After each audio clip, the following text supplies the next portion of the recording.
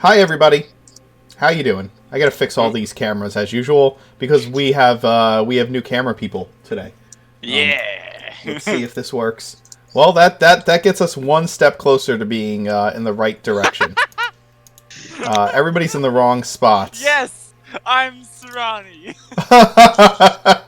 I am Luna. Good luck with that. Welcome, Nate. Uh, Let's see. Where's Anghus? Anghus is over here. We'll put David's camera there because that's where Anghus belongs. Let's lock that in place. Ooh, we got a resub. Thanks, Loophole. 6-month streak. Yep. Yeah, and this is an actual sub. This is an actual sub, not my regular sub. That's awesome.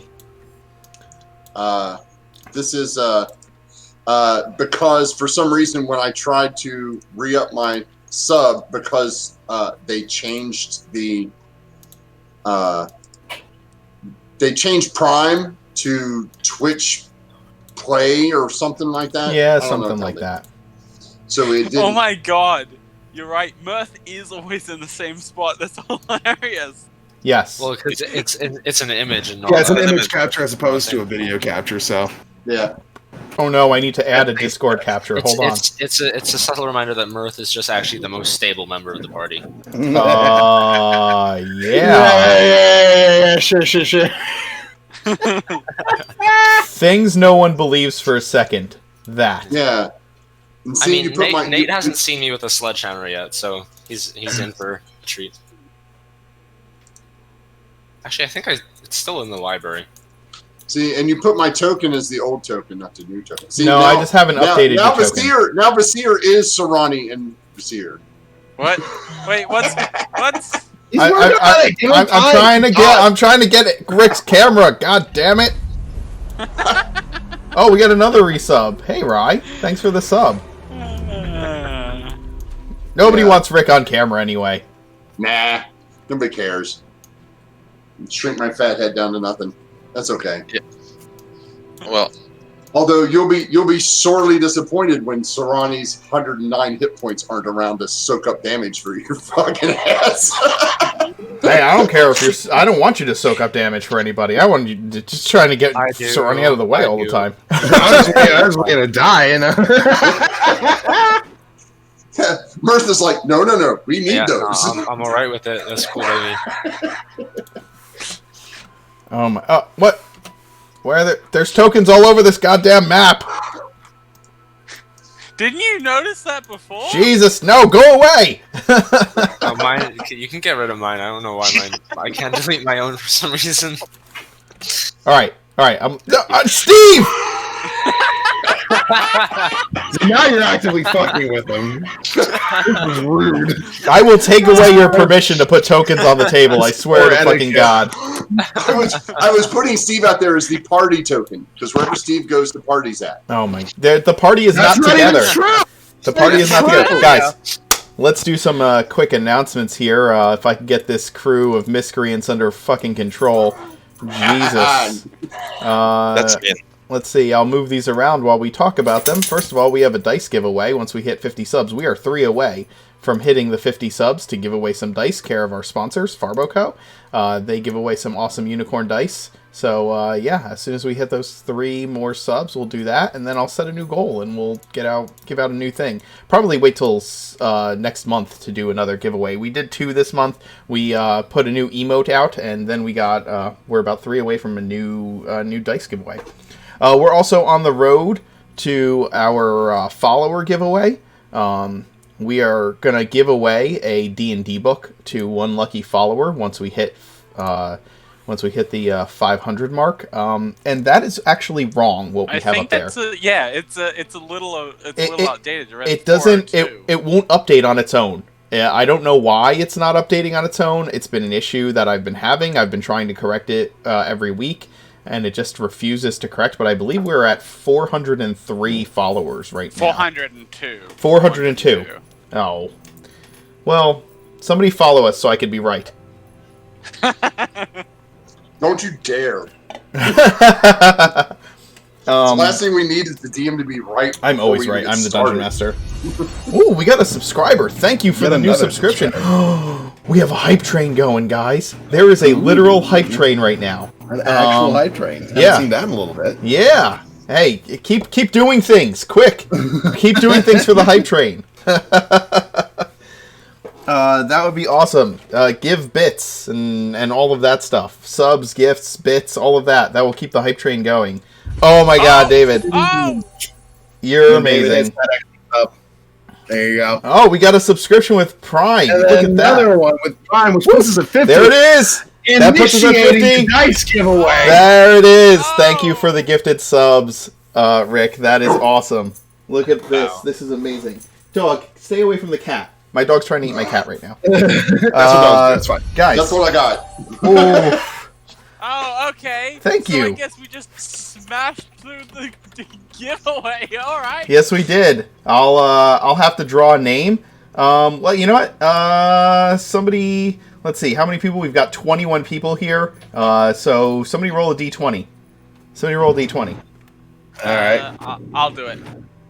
Yeah, let's have our new player Nate roll a d20. All right, Nate, Go for it. beginner's luck. Is that?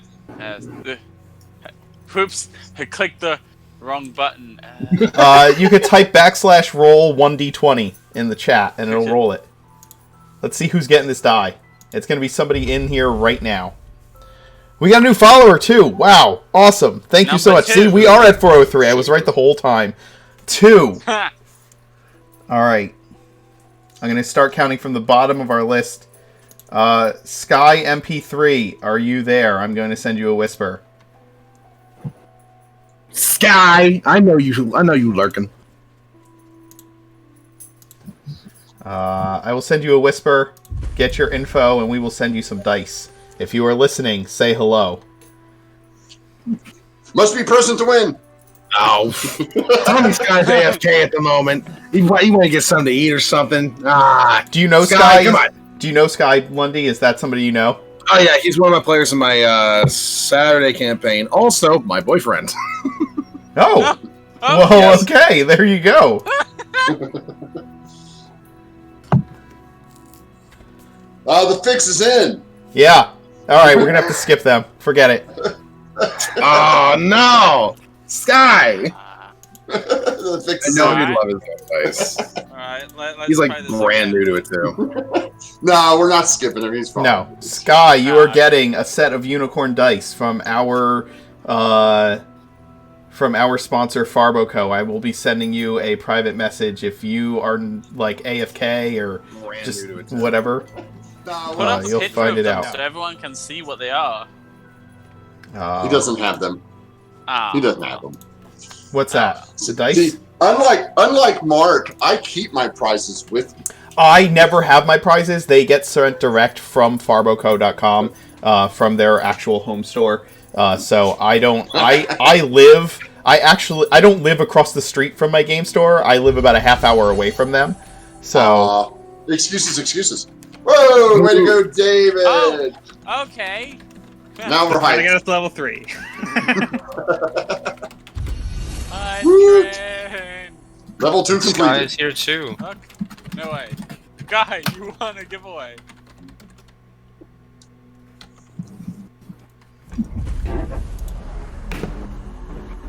Yep. Look at us. We're just having too much fun. Are we We playing are. D&D today? we Can I- will be. I wanna Yeah, kill we're some things. we I are wanna kill some celebrating things. our community right now. Let's keep that going. Yeah. Yeah, I'm having fun. Seriously. I'm having fun. You know, Well, you won something now, Sky. There you go. it's like, Yeah, Sky. Well, Send me a whisper with yeah. your info, so I can send those. Pass that along to my sponsor, and they can send you your set of unicorn dice. Your first set of Thank- D&D dice, and it's going to be a thank really good random- set too. Yes. thank a random chance and also the fact that I rolled and typically always get low. Heck yeah. Well, thank you, Nate, for giving us the roll. Yeah. And yeah, Sky, thanks for hanging out. We've got some subscriptions that have happened here. We've had some new followers. We've got some dice giveaways. Like, that's fucking amazing. Look at that. We had 55 subscriptions. We started out at 47 today. We got eight Nice new and subscriptions. active today. That's I like awesome. 8 new subscriptions, and yeah. Well, while we're doing this, we've got we have a level 3 hype train going. There's still 3 minutes left in that hype train to keep it moving. That is all up to you guys, though, but we appreciate all of the love that you're showing. Why don't we go ahead and get these fools introducing themselves and their characters, starting with our ever-present starter of Roll Call, Lundy. You say that sarcastically, but I'm taking it as a compliment anyway. I am Big Lundy here on Twitch and Twitter, and I play the naive young monk named Vasir, who is currently not entirely certain where he should be right now or what he should be doing right now. He's just kind of following his heart, which is all he ever does, and it usually leads to good consequences. So hopefully that continues to be the case moving forward from here.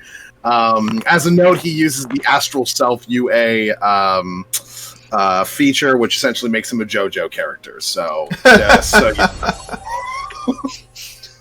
he's got to stand. Are we going down or are we going Down. down? We'll go down. Nor, why Yeah. don't you go ahead, and thank you for the subscriptions, Nor. You're amazing. And Emmy, thank you for gifting a sub as well. You are super cool. We are at level 4 hype train, 44% with 4 minutes and 20 seconds to go, and it's making my brain explode. This is just so awesome. I never ever expect when this happens, and when it does, it just gets me super hyped. Nor, go ahead. Yeah, hi, I'm Noor. I'm playing Luna, the party half-elf life cleric, who's been missing for about 2 weeks. You have been missing for about 2 weeks, and the party doesn't know where you've gone. David? Hi, I'm David. I play Anghus, the party's revived rogue, who is in the current situation of being the voice of reason, which is just utterly terrifying, because he is not equipped to be the voice of reason. Okay. My name is Kim. I play Mirth, the Tiefling Bard Warlock, who is the normal voice of reason, of course, but he's currently indisposed on his little road trip with Troll. And it's a blast so far. He's worker of miracles and eater of economies. Rick? Hi, my name's Rick. I'm the Loophole King. I'm playing Sorani, the Shambulid Swarm Keeper, Druid of the Spores barbarian who is working through his anger management issues and has convinced the less reasonable, or the more reasonable members of our group that having a river troll help us defeat these monsters is probably a good idea. Yeah, what could go wrong? I mean, we're totally unsupervised. Luna hasn't been around in several days, and Anghus decided that the smartest course of action was to go find Luna and leave us unsupervised on a. God, it's just such a great fucking thing. Luna's gonna come back, and she's gonna be like, "All right, guys, I've done a little bit of investigating, and we're just like having lunch with a big, massive river troll, just like over the corpses of a bunch of dead demons."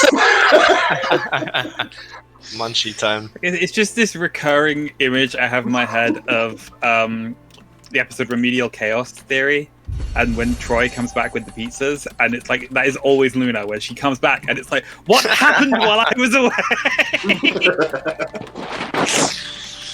Hi, I'm the new player in this group, recently added, very recently. My name is Extremely Caffeinated, or Nate, I don't care which, and I'll be playing the new character. However, you'll have to watch the episode to find out who that is.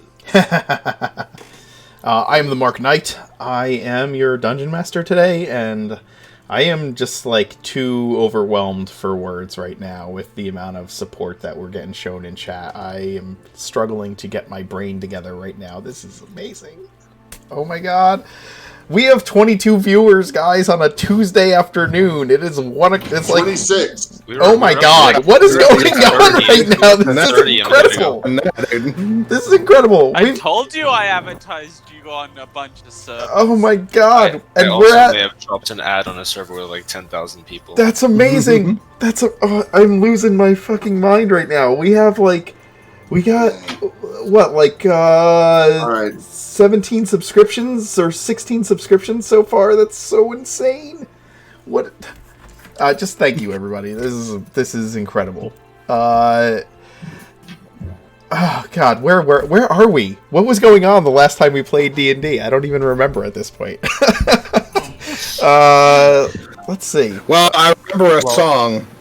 Yes, Angus was just in the process of following Luna with the Leon and Monk, while the other contingent of the party was with the troll. We had just cleaned up the hellhounds, and in the distance we saw a closet wink out of eyesight. Yes, that is correct. Oh, that's right. There's an NPC.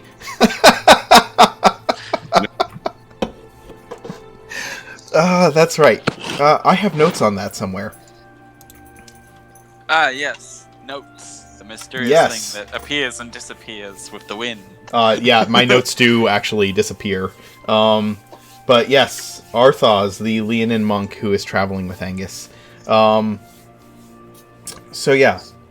Sorry, can I get that name again? Because I don't think we actually gave him a name last time. Yeah, it's Arthaz, Arthoz. The Leonin monk. So yeah. Exactly. Last time we left off, Mirth, Sarani, and Vasir were traveling with Troll, not Mr. Troll, just Troll, to discover where these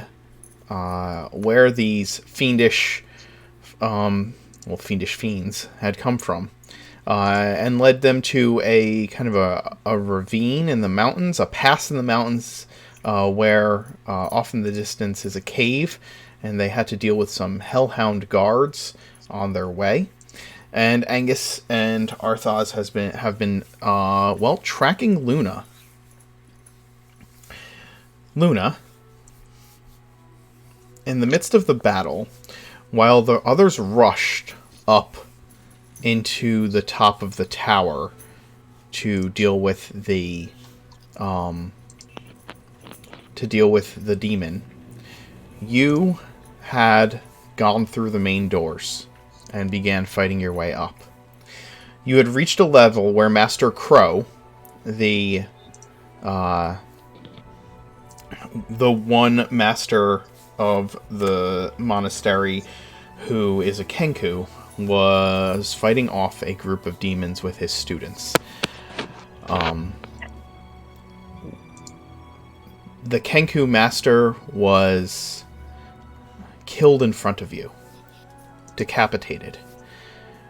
And one of the creatures, the demons, in the fight,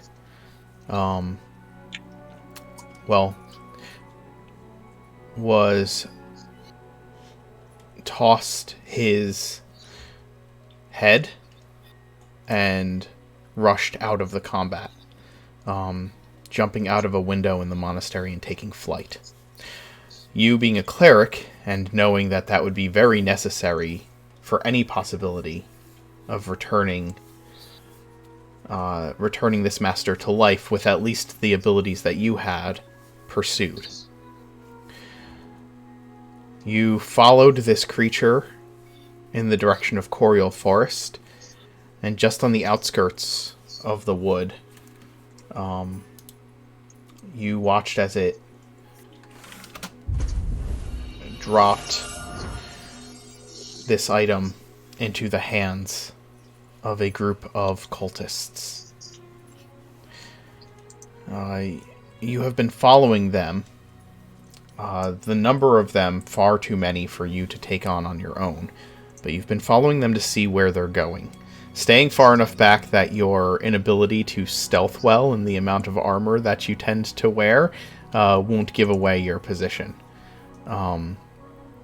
But you've tracked them to a building. A ramshackle, old, kind of cabin in the woods, just on the edge of the woods, just on the edge of Coriol Forest.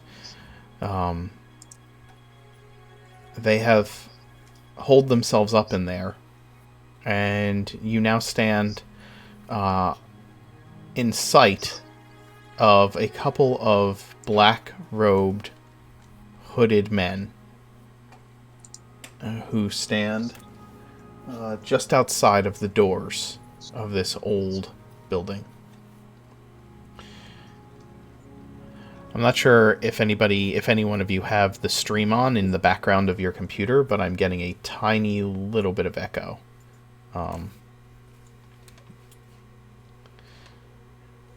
In any event, you stand there now.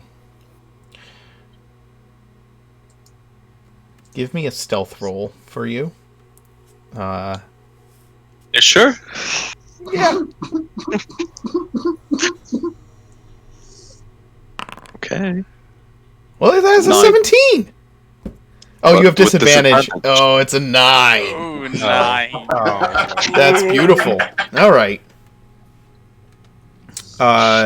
Xavier. Yeah. Xavier, you've been tracking these cultists for a fortnight at least. They have been busy. There are a number of them. And you've just kind of been staking out this building for a couple of days now. You can give me a stealth roll as well.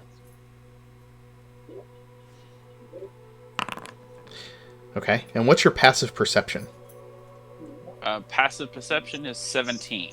Okay, well then you see this elf in armor, like, doing a very poor job of slinking up to this place. Like, it's so bad. It's... I don't know what Xavier thinks, but this is the most amateur, like, sneaking you've ever seen in your entire career as a hunter. And It's just like, I just imagine she's like trying to slowly stomp through the underbrush while he's just kind of sitting in a tree looking at her. exactly. That is exactly what is happening. And I mean, to be fair, Luna's passive perception is insanely high. Yeah, So that's true. So, Luna, you would see him as you're moving close. You see... Well, Xavier, describe what you look like in your tree stand as you're watching this house that these cultists have been in. You've probably been up there for more than a day, just kind of watching what's been going on. So, Luna, as you look up into the tree, past the shadows, you see what looks to be a roughly 50-ish year old man, graying hair that like kind of hangs down the sides of his face, and a medium-length beard, as well as spectacles that rest upon his nose. He wears a kind of almost mottled green forest trench coat that hangs down past him, like kind of resting on the branch below, and very kind of traveler clothes underneath it with belts, as well as a large bow wrapped with a silver wire hung on his back.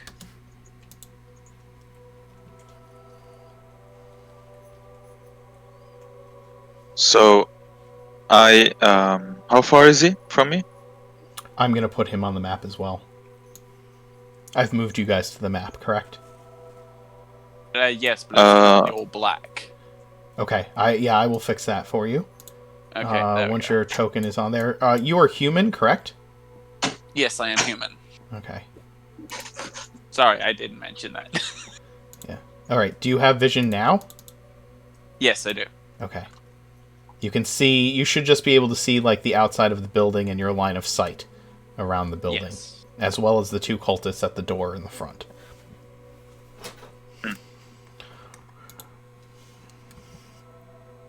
I suppose. Yeah, maybe you're under this tree here.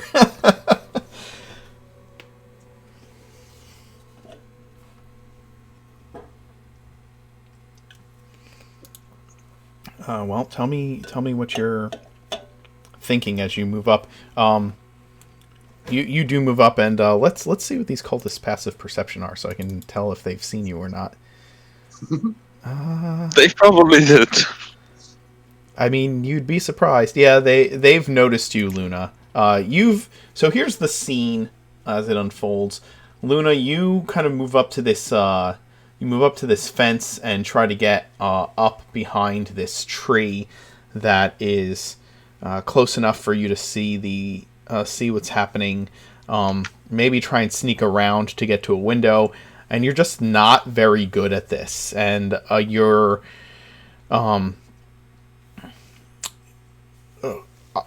maybe you brought your horse up to a point until you got this close, right? So perhaps you have. You can tell me what equipment you have on you as you've stalked closer to this building, but you're just not good at moving quietly in armor. And Xavier, you are paying attention to the building until you hear the same sound that attracts the attention of these two cultists, and you look down and you see Luna. And Luna, he was hidden by the tree itself at first. You could tell that there was something up in the tree, but he was heavily obscured by the browning leaves in this tree until you got up under it, and then you clearly had a view of him. But now these cultists have turned, and luckily, Xavier, you're pretty sure they still haven't noticed you, but they have definitely noticed this newcomer very clearly. God damn it. Would I have recognized that if he's, like, with them? He kind of, at this point, he kind of crouches in the tree, drawing his bow and one of the silvery arrows in his quiver, and draws it back and starts aiming it towards the nearest cultist. That should probably tell you whether he's with them or not, as you see this happen. At first, you may not have been sure, but now he's aiming his weapons at the two cultists who have, like, sighted you. And the cultists well, they've sighted you, and as they turn, again,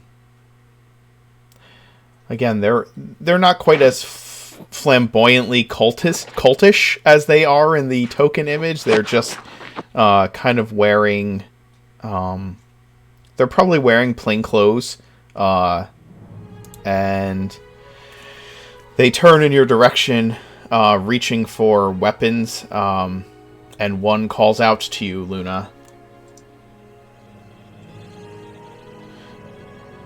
Come out of there! We saw you.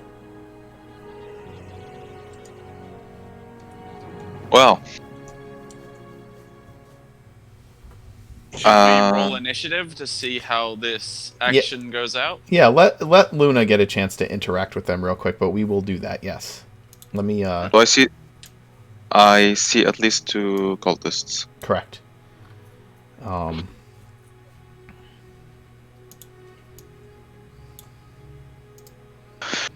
Oh, fuck. I'm gonna say she clicked her boots, and she knows she won't be able to get away that easily. So,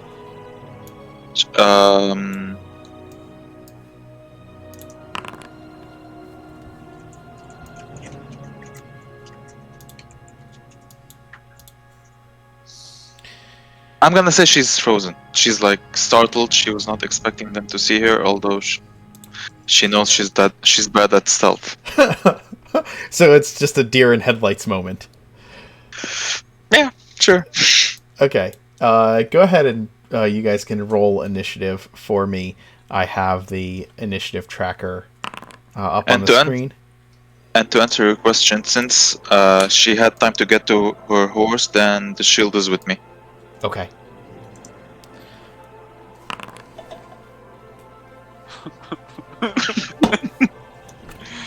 Well, that's a 6. It really is a deer in headlights, huh?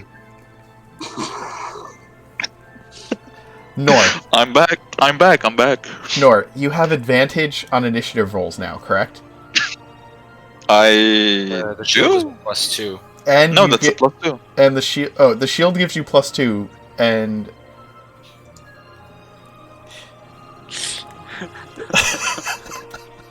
how? How does this happen every time? Why can you not roll above a 10 on initiative? I don't understand. We told him he wasted all his good rolls just randomly rolling Ah, me. there you go. That's a 15. But that one doesn't count now. Oh god. In his Well, defense, the roll aside from the 4 was a 0, so I think he got off lucky.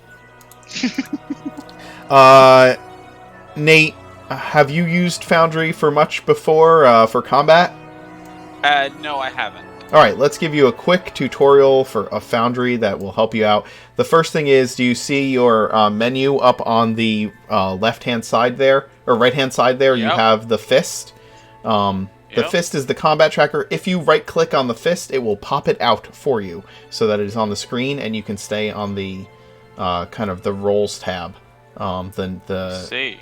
chat log there. And Okay. double click to extend and collapse it, right? Correct. Yep.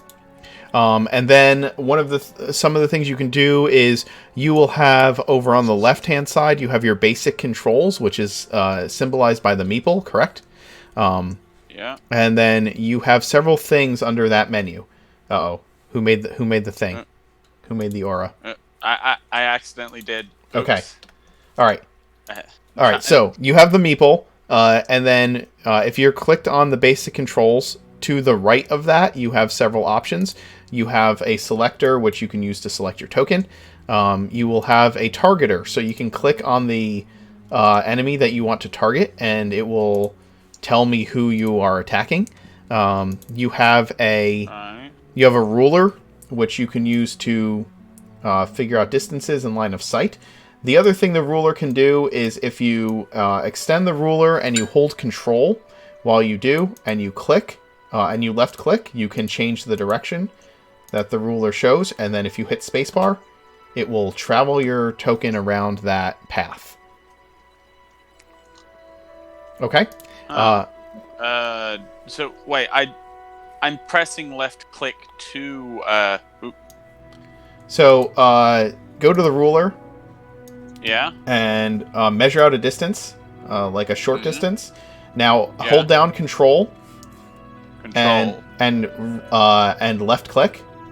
Oh, I see. I was missing the control part. Yep. All right. And then the next thing is if you go down to the L-shaped ruler, that is the measurement controls, and you can use that to create like cones or cubes or lines or other spell type things. But you have to be on that particular menu in order to delete anything you make on the table. Right. Okay? Right. I see. It is your action. You get the first action in the combat. I am going to delay my action until the cultist goes. Okay. Just mark my initiative is 6, not 15. You're right. I will fix that.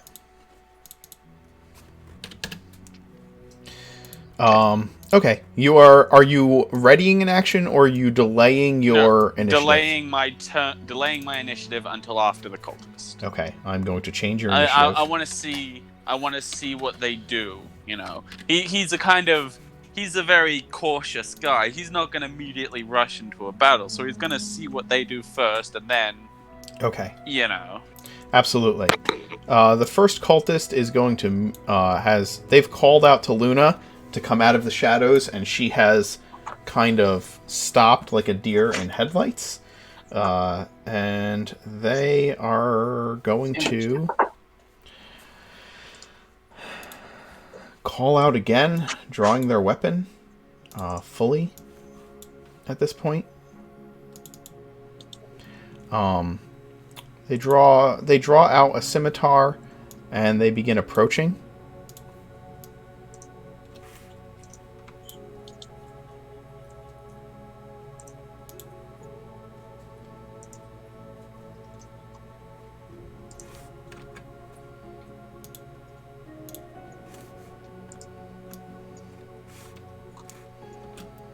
They're gonna walk in Luna's direction. As this cultist walks forward with his sword drawn, he points it in your direction and says, "You in the shadows, come forward.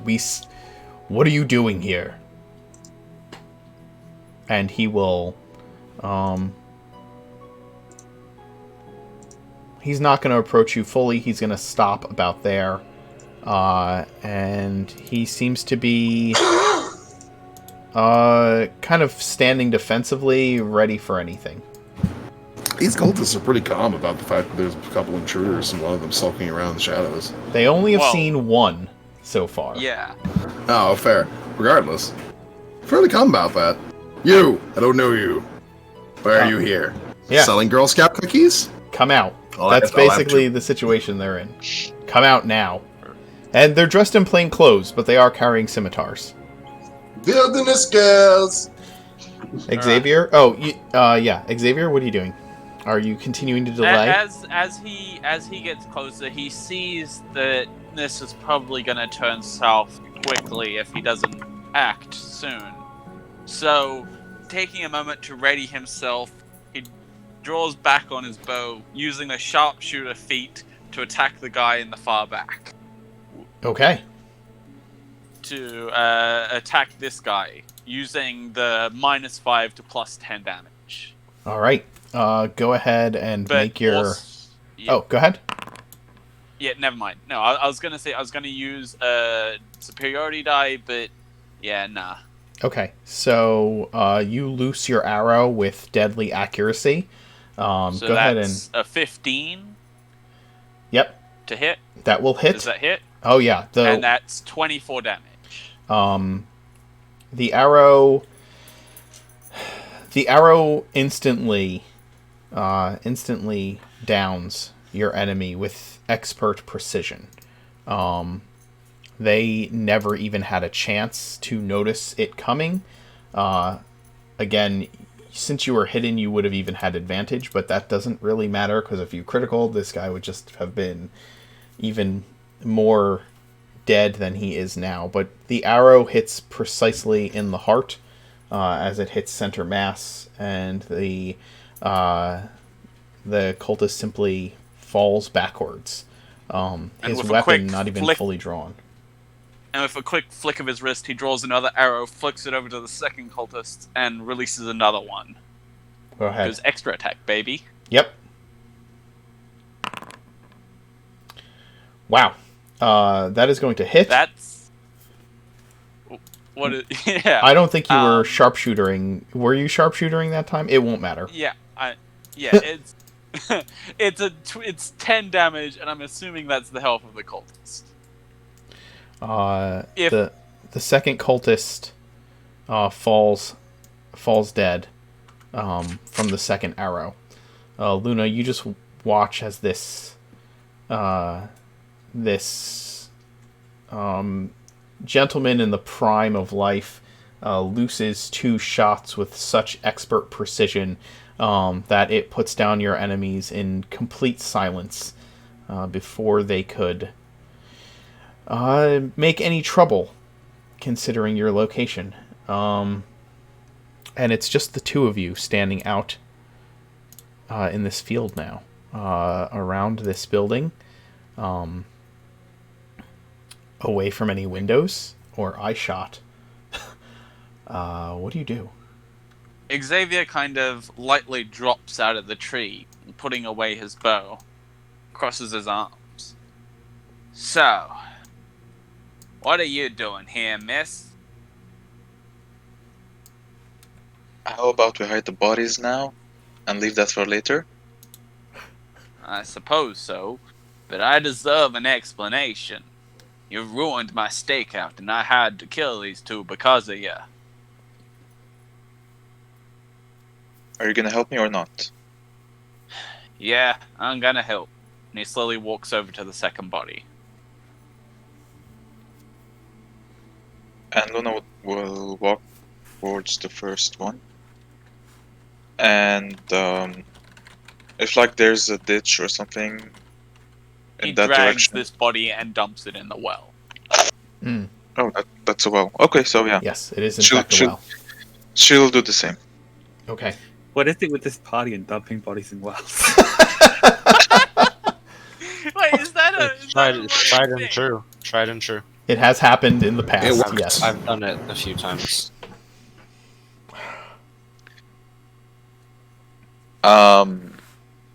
And she'll jump back towards here just to like be as He far. of course pulls his arrows out of the bodies first before Sure. they get dumped into the well. I figured I should have mentioned that because they are technically magical items. Yes, that's fine. And Luna, you're kind of rushing back to behind that fence and tree. Yeah, basically just to stay away from eye shot from the building, Okay. since she knows now that there's probably a lot of them there. There's definitely more. You saw... I mean, you've been tracking at least, like, 3 or 4 people who led you to this building. Seeing And that, she's signaling for the gentleman to follow her. Or seeing that this girl has seemingly backed off, he's gonna sigh and slowly walk over. Now, you mind explaining what you're doing here? I've been staking out this place for a day now. Because of you, I had to take action into my own hands. I was following these cultists. They attacked a monastery near here. Why are you? Who are you? And why are you stalking them? Name's Xavier. And, well, let's just say, I have a hunch that these people are, well, some people that I've been looking for quite some time. Well, your hunch is right. But I don't think we can take him. We'll take all of them alone. Do you think you could find your way back here, in case we had to come back? Well, miss, I don't know about you, but considering we just took down the 2 of those fellas without much trouble, I'm gonna stay here. I'm gonna get back up in that tree and wait for them to come out.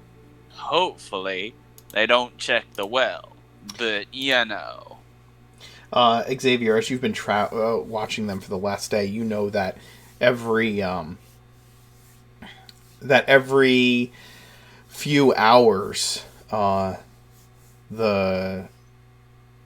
guards will, the 2 at the doors, that there's another back door to this place where a couple of guards stand, and they will, they'll each kind of do a walk around the perimeter and switch doors every few hours. So it's not going to be long before someone comes along and notices that 2 of their compatriots are missing.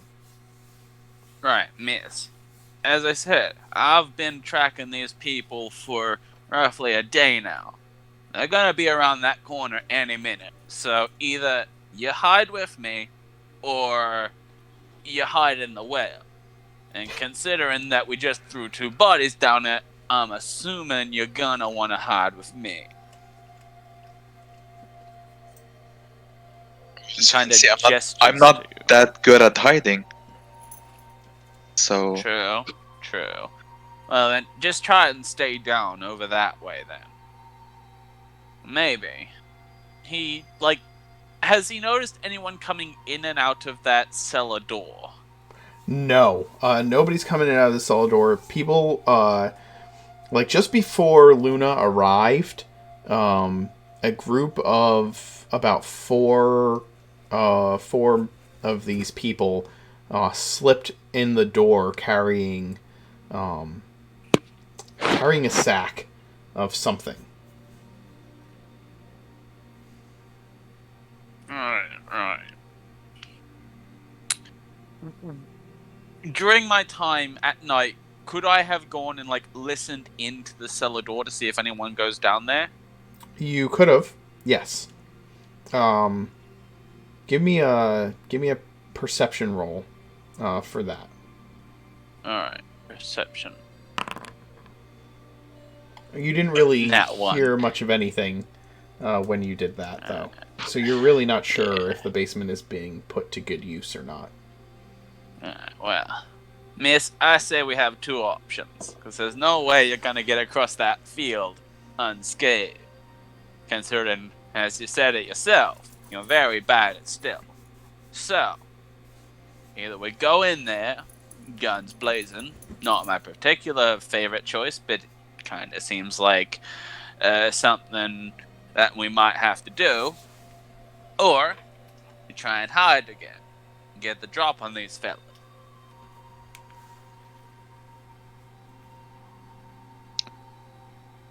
Seeing I don't have time to get back to get back. Show me what you want to do. Well, And Mark, would I know if I can find my way back to this place alone? Like if I went back to the monastery, would she know how to get back here? Give me a survival roll.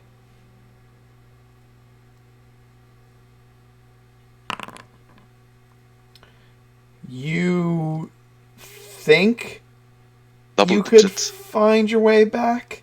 Probably not at night, but if you traveled during the day, you could probably find your way back here. You've been traveling. Well, let's see. In game terms, I've got to figure out how much time has passed since that battle. I guess it was a night and and about half a day, right? So, So this is at least after the funeral. oh yeah, this is definitely after the funeral. So, it was the funeral. It was the night that passed. Yeah. So yeah, this is after the funeral for sure. So you've been gone for the better part of a day.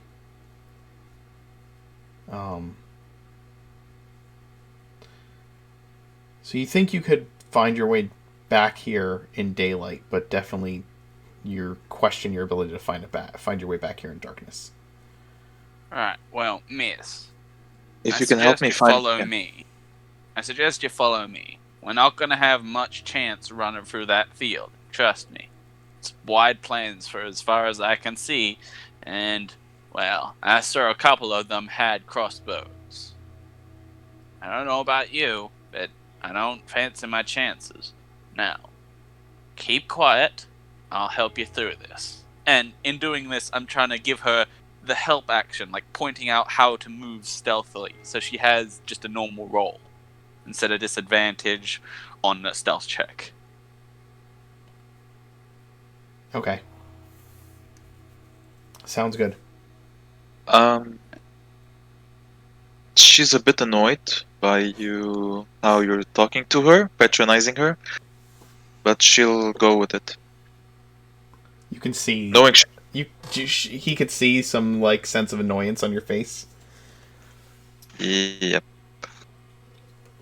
Yeah, well, Yeah. you can see that Xavier is pretty annoyed himself. So you're both just kind of perturbed by each other when it comes to this. Understood. Perfect. Wonderful. Perfectly antagonistic. Yep. Alright, now. Shh. And he starts to slowly creep back towards the wall of the cabin. Okay, and you're giving. So you're giving Luna the help action to move forward. Is that what you said you're doing? Yes, the help action so that she can, when she has to roll stealth, she can roll normal instead of at disadvantage. Okay. Like, I'm pointing out where not to step and how to move silently in heavy armor. All right. Give me. I need a stealth roll from you. I have a DC in mind, and then I also need Luna. I will need a stealth roll from you. Yeah. Well, you don't have disadvantage. Yeah. 16. Well, that's with advantage. I think the first roll that was would be a I think it's still a 5. I mean, I do have inspiration, but I probably am gonna roll even lower. So Well, if you Let's rolled go. inspiration, you'd get the 16. If you use the inspiration, you'll have the 16. Oh yeah, okay, fine. Inspiration. There we go. Okay. Xavier, you watch. You're kind of. You've told her to step where you step and move the way you move, and you see her begin to do so. And at first, she looks incredibly awkward trying to follow your footsteps, and it seems like she is going to just lose her balance and fall right into that well, making a ton of noise, or fall right against that well, making a ton of noise as she does. But she stops, kind of refocuses herself, and is able to get up to the wall beside you. I wish I had not used my inspiration. Falling into the well. That could have been awesome. Now, we're going this way. And he points forward and slowly starts to make his way towards the corner and tries to peek around the edge. Sure. Move your token just one space forward. You'll be peeking, but it'll give you line of sight to what you'll see. There is a. This is a window here. Okay. That you're. Where's the window? The window is right here. Okay, I see the your wall cursor. there. Fine. Yeah. Now, stay here. I'm gonna go take a look at that window. Okay?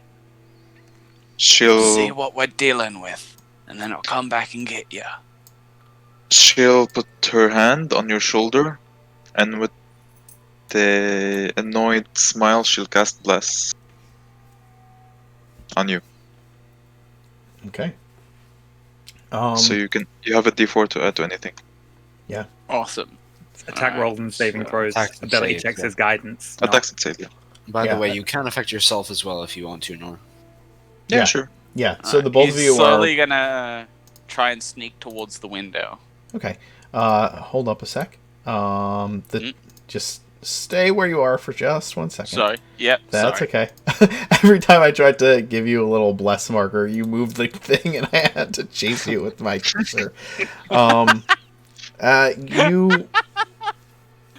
You begin to move. So Luna places her hand upon your shoulder and casts bless, and as she does, you see. Is your holy symbol? Is that on your Is it an amulet or is it on your shield? Where? It's like. Well, Luna, I need to Oh, know where sorry. your holy symbol is. It's I imagine it like a necklace around her neck. Okay, so you see the symbol of faith in Thondra that is hanging around her neck begin to glow slightly as she blesses the both of you. He nods and then quietly starts to sneak forward. Okay, so give me a stealth roll as you move forward towards this for when you get to the window. Okay. All right.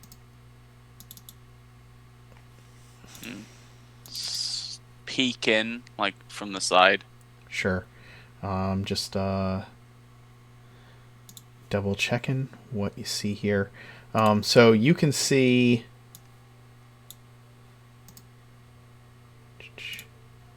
That's what you see in the room. You see a number of cultists. They're just kind of like the ones around this table are sitting there. You're not sure what they're playing, but they're clearly just kind of lounging, and they've got cards in their hands. And the two in the middle of the room are just kind of pacing or talking, or they're in there just socializing and hanging out. Seems like they're getting ready for the changing of the guard, essentially. He tries to quietly make his way back towards Luna. Okay. Do I have to make a stealth roll? No, you do so successfully. Alright. He goes up to Luna, and in a very hushed tone, he goes, "Okay, so we've got about 5 people in that building.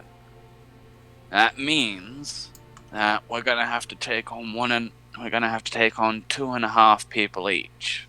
Now, I'm best at range. What about you?"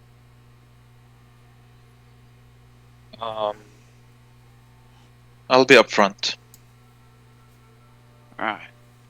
If you can cause a distraction at the front door, then I can probably make it to that window and get 2 of them before they notice me. Okay? Easy. Mark, this is the window, right? That is a window, yes. And is there a door on this side? No, there's no door on this wall here. Xavier, having observed this building, you know there's a door over here. I don't know if you can see it, but around that corner, you know there's a second door into this building. Yeah. I tell her about that. Okay. I can make a distraction. I can make a sound. Maybe that'll push him out of the building. I don't need them out of the building. I need them distracted from the front, so when I take them from the side, they'll be surprised. Okay. I'ma go into the window, you follow me around, and then go through that door that's just on the other side of that wall there. Okay. Sounds good. And again, I'll give her the help action so that she doesn't have to roll at disadvantage. You're having her follow you. Yes. Again. Slowly towards the window, and then I'll motion for her to slip past me. Okay. Go ahead and give me your stealth roll and place yourself where you plan to go. Ooh, okay. Nice. Move yourself where you plan to go. Alright, so technically I'm here, but I'm peeking in, waiting for her to, Okay. come out the door. Alright, Luna, where are you heading?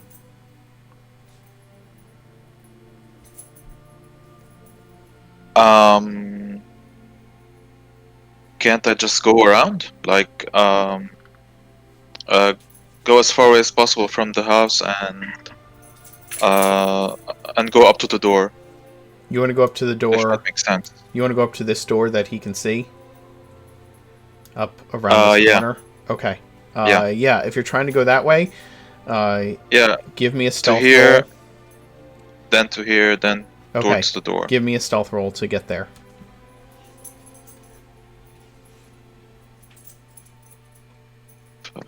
Well, to get here.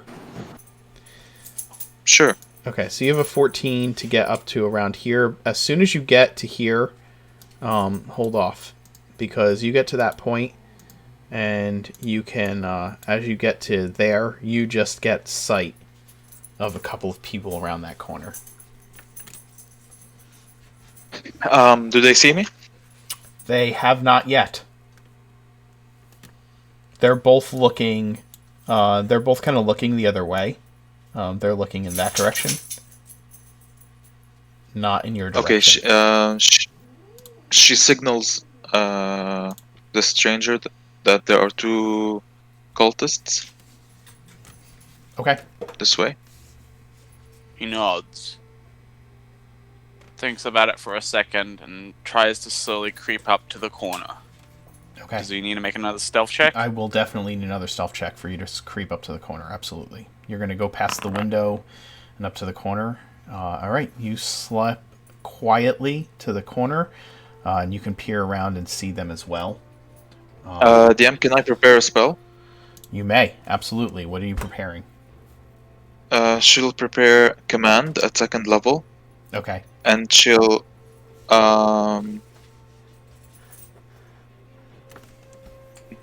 she'll prepare that spell in case they do anything aggressive or they're about to make a noise. Okay, so if it seems like they are going to raise the alarm, or if it seems like they are going to react to Xavier's presence in any way, you will immediately cast command at second level. Correct. Okay, so that is the trigger.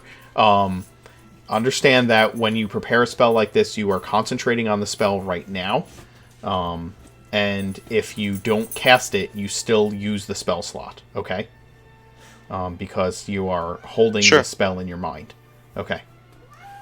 As he That is approaches the corner and sees the two, he draws 2 arrows slowly, and puts one in the ground, knocks the other, and attempts to quickly spin out of cover, shoot the first one, pick up the second arrow, and shoot the second one. Okay. You will have you have disadvantage for shooting like so close. That first one with being within 5 feet, but because you are hidden, you have advantage. So that first shot is just going to be a quick around the corner and a normal attack roll. Right. And that is going to initiate our combat here for this side of the building.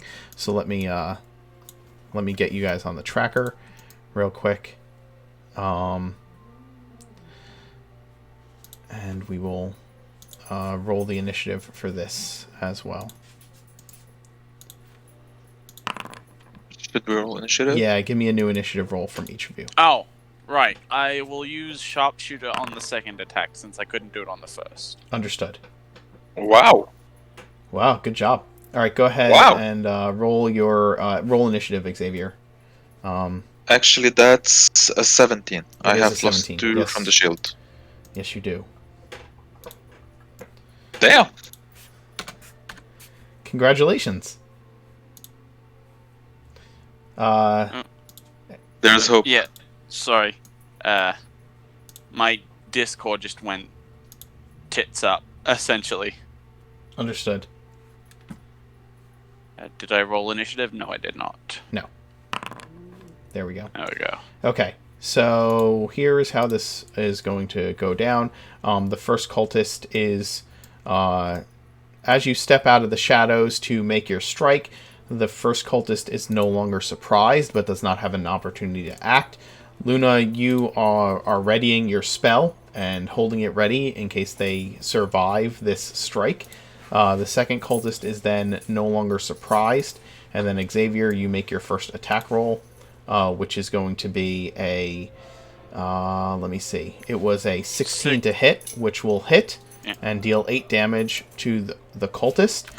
He is still standing, but is like grasping at the arrow in his chest, bleeding out, but still alive. You have a second attack. Right.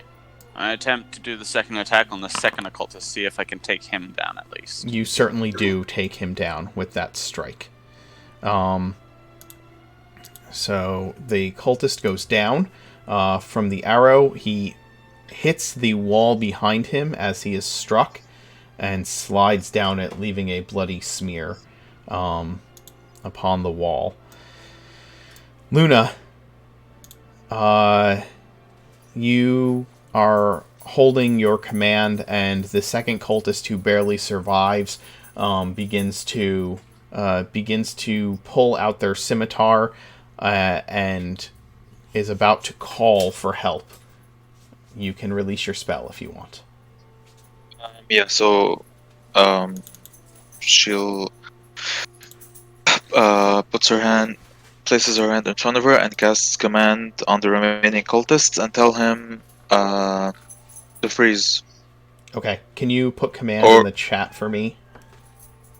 Real quick. Can I? You should be able to. Yeah. There we go. There you go. So I will need to make a wisdom saving throw. DC 17. Yeah, and command is not a charm, is it? Command. Yes. Yeah, it's not a charm. It's not a charm. Okay.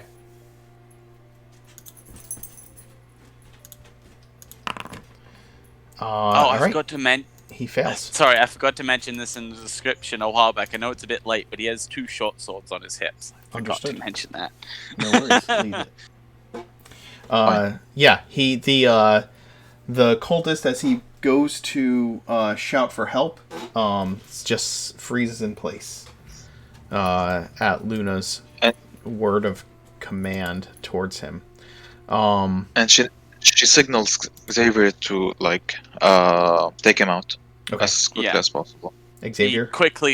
He quickly draws the short sword that's crossed over his back and slashes it across the guy's throat. Okay, attempting to hit him. As long as you hit, he will go down, which you do, ending the life of the cultist before you. Flicks off the blood that got onto the blade, resheaths it, and then goes to pick up the 2 arrows. He turns around to Luna and nods in appreciation. The bless is at this point gone, because of the command spell. But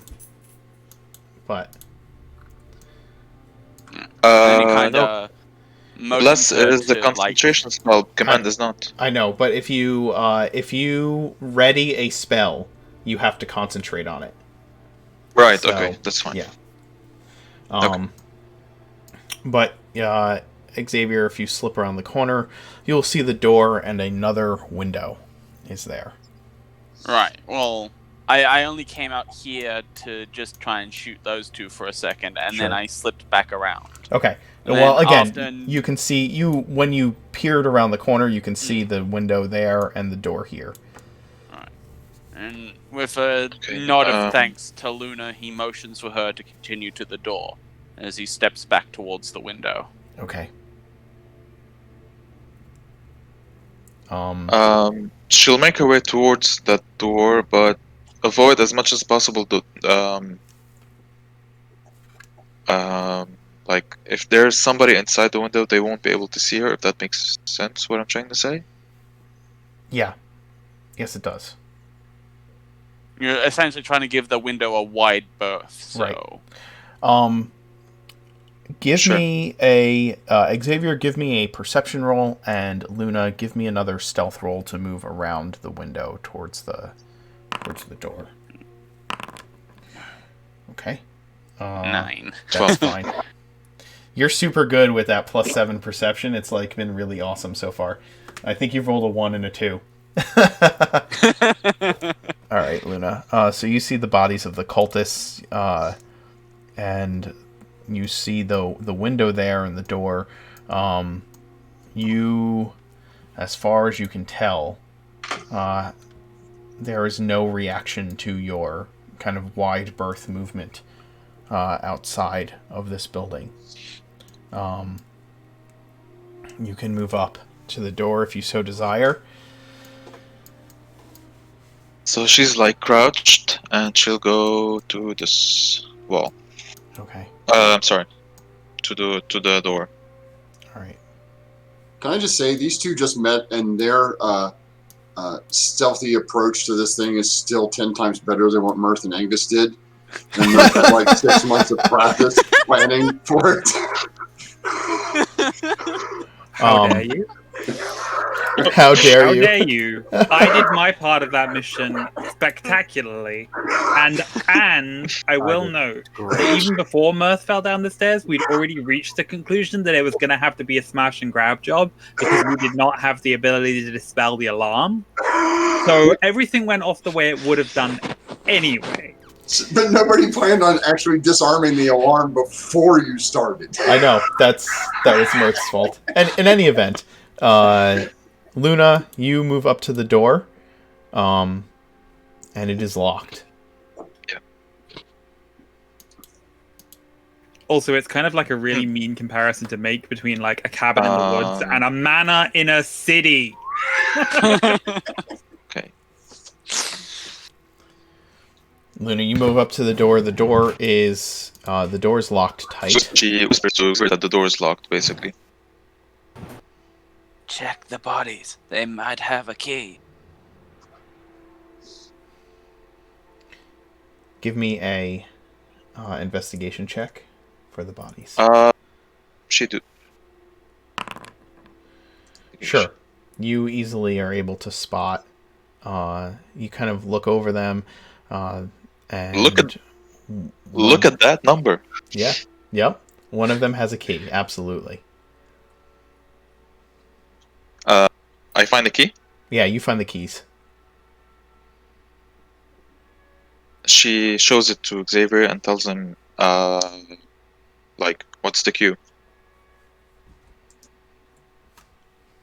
On your mark.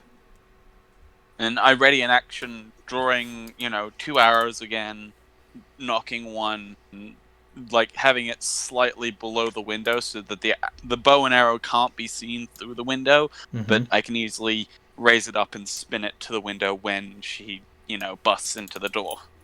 Okay. Actually, before that, can I check in the window one last time to see where they are? Give me a stealth roll. And where are you standing? Right where you are? Or are you moving back closer to the window? I'm standing right where I am, and then like peeking through the window. Okay, give me a stealth roll to do that. All right. Okay. Nice.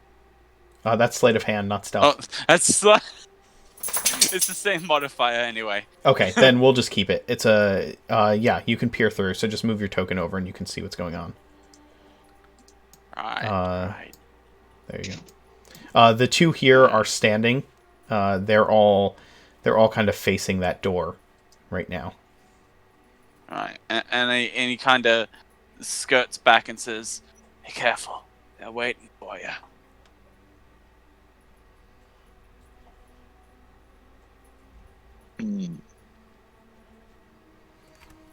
You assume, Xavier, that the thump of the cultist against the one wall as you shot the arrow and killed him has them a little on edge.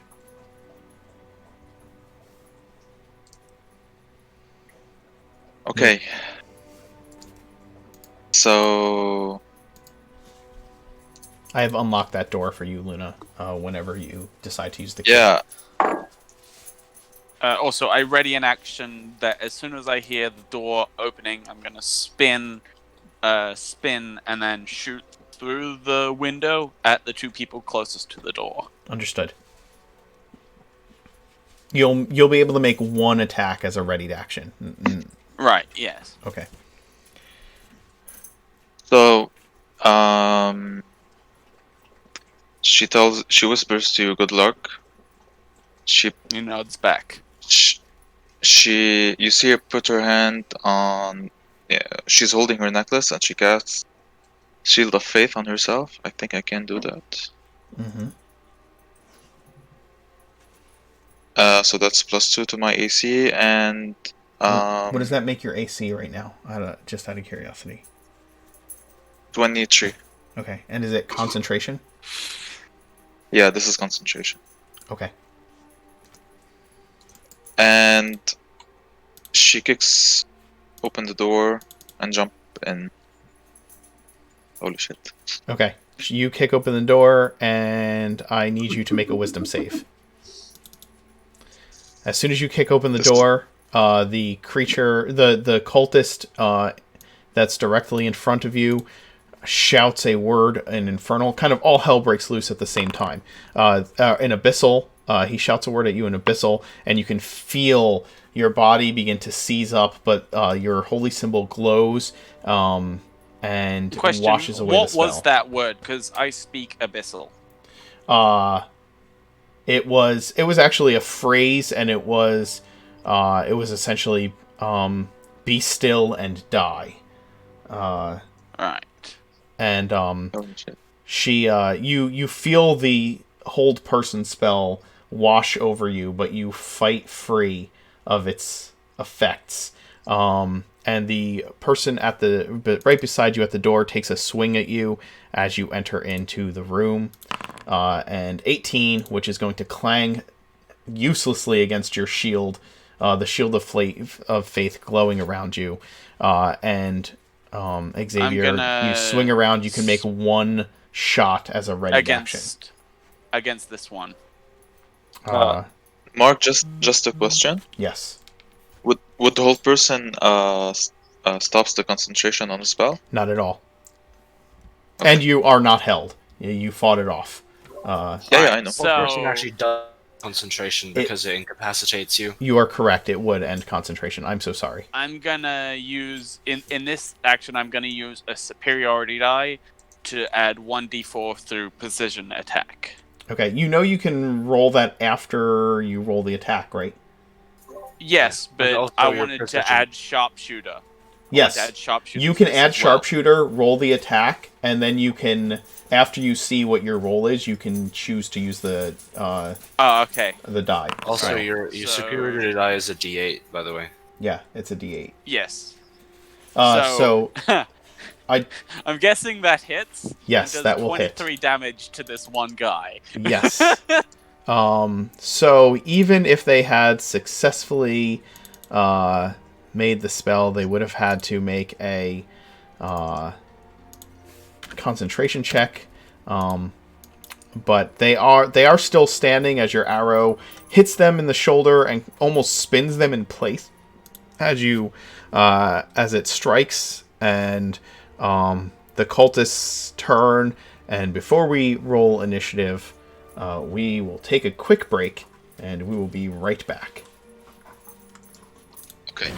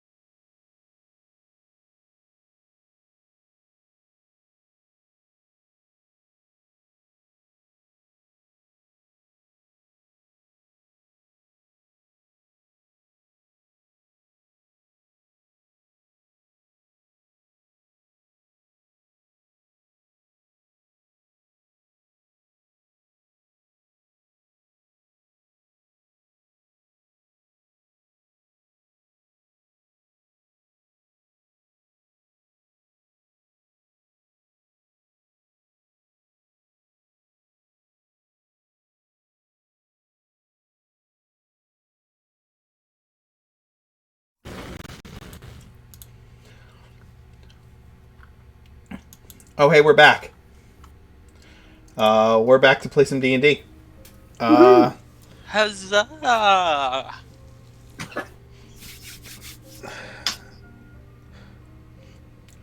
Vasir, Mhm. Mirth, Sarani, Troll, Sharp eye. and Sharp-Eyed. Yes, sharp-eyed. Slayer of all things huge. You have come to the mouth of a cave beyond this gorge. As you, Don't forget to switch the maps for us. oh, I will.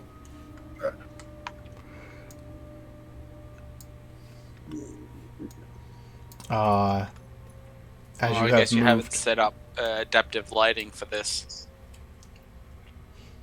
I have. It's just that if you're watching on the Twitch stream, you'll see the whole room. If you I see. yeah. Try to be in the chat and not. You can pop out the chat in Twitch, so try to be in the chat but not on the do stream. I do that? Don't There's spoil yourself with the Yeah. stream. There's a little cog. There's a little cog down down at the bottom of the chat, next to the chat button, and if you click that, you'll yeah. see pop out. But you've come to a cave entrance, and Troll will not fit. Well, Uh, he would make a really good door guard. he would, yes. Well, yeah, there's that. Prevent anybody from coming in after us.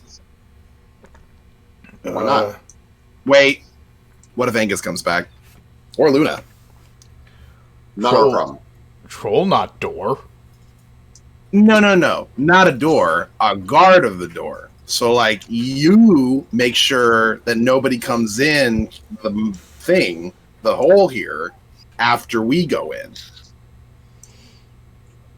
Just eat everybody that tries to come by. Whoa. No. Here, look. I'll summon Bob. This is Bob. That's not Bob. That's No, Steve. Steve. Sorry. I'll summon Steve. This is Steve. This is Steve. Steve is not food. Steve will point to people who are allowed. Will point at the people you can eat. And if Steve doesn't tell you to eat somebody, don't eat them. Yeah, that works. Hello, Steve Bird. Steve kind of looks at him and looks at me and is like, "Nah." I'm like, no, he won't eat you. Just You can stay also away call from him Mr. Giggles. He responds to that, too. Don't call him Mr. Giggles, please. You can, though, if you want. Mr. Giggles is his father. So Giggles.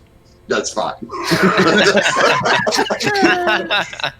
Not entirely the way I wanted that to work, but I'll take it. I'm going to introduce Steve as Mr. Giggles to everybody that we come across. Troll holds out his hand. Steve lands on his hand. What? This bird is furry. Yeah. He's a bird. He's a bird with fur, and he's also a monkey. With wings. He's a bird monkey. Hey, You know what a monkey is? No. They're like people, but smaller and fuzzier and not as smart and very nasty tasting. They're very chewy and hairy. I don't think he can eat. I don't even think he can eat Mr. Giggles. Steve just Giggle, disappear. monkey Don't give bird. any ideas. Yes. Steve Giggles, monkey bird. Yes, Steve Giggles Monkey Bird will point out the people that you can eat. If he points at them, you can eat them. If he doesn't point at them, you can't eat them. Bird has too many names. Giggles. Call him Steve. His name is Steve. Call him Giggles. He prefers Giggles. If he thinks that Mr. Giggles has too many names,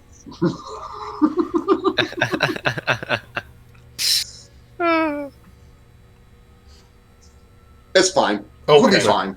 Look, demons will get angry. We're in their home. They will come. You get to crunch and you get to eat them, okay?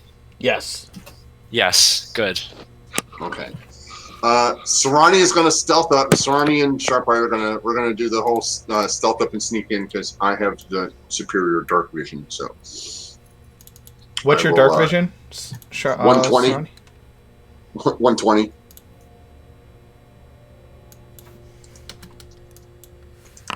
I will activate my visage so that I have dark vision. Okay, hold on. That'll also give me 120. I have a 10 stealth. Yay me. I'm not very stealthy today.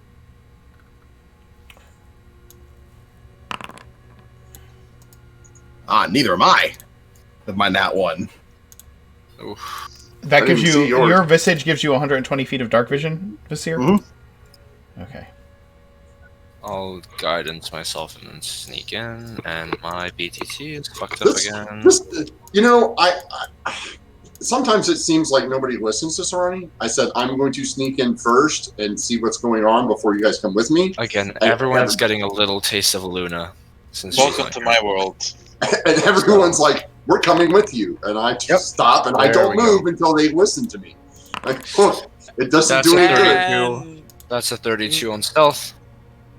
That's fine. What's your vision? 60? Yeah, 60. Alright. Jesus Christ. Nobody skill checks like me, I swear. Nope. I had a +7. I rolled a 3 and a 5. Yes, I know. You bards and your fucking nonsense. Yeah, all I needed to roll was like over a 10. I just need to roll a 10 or higher, and I'd have been fine. But no, let's roll a 3 and a 5. That's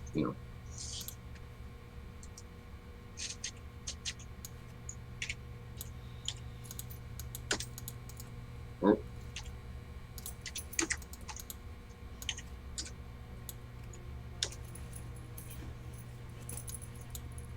Invalid number of can't roll a D0. Invalid number of dice faces.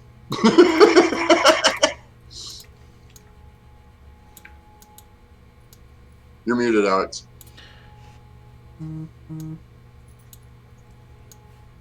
Hello? Nope. I'm here. Alex is... Yeah, I'm wondering where Alex went.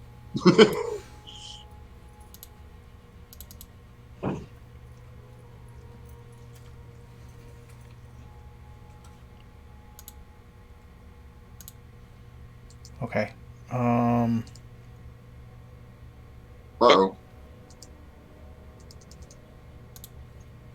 Oh no. Oh no, what? What's the oh no? What has happened? Who left? What's going on? So Alex you're left. Luna and the DM. Yeah. Sorry. I had a problem.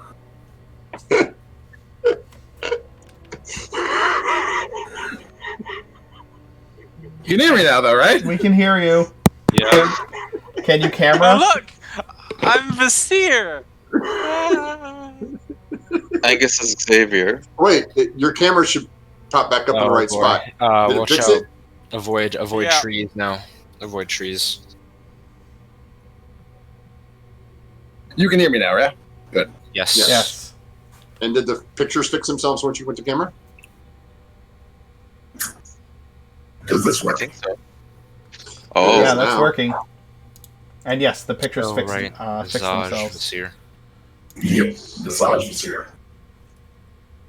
Oh, you're very, Modulated. like that's that on audio. purpose. No, that's on purpose. Oh, it is? Yeah, Yeah. he's using Yeah. a voice changer for when he activates his astral self. Ah. Yep. Okay.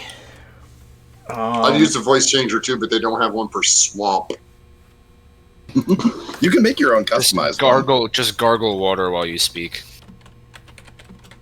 I'm Sarani. I am Sarani.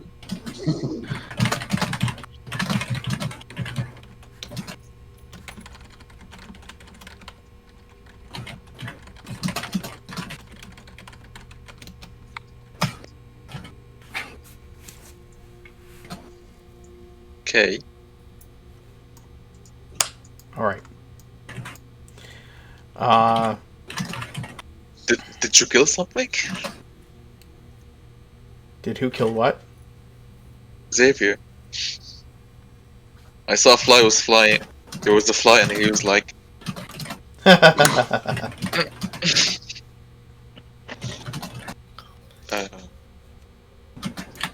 Hmm.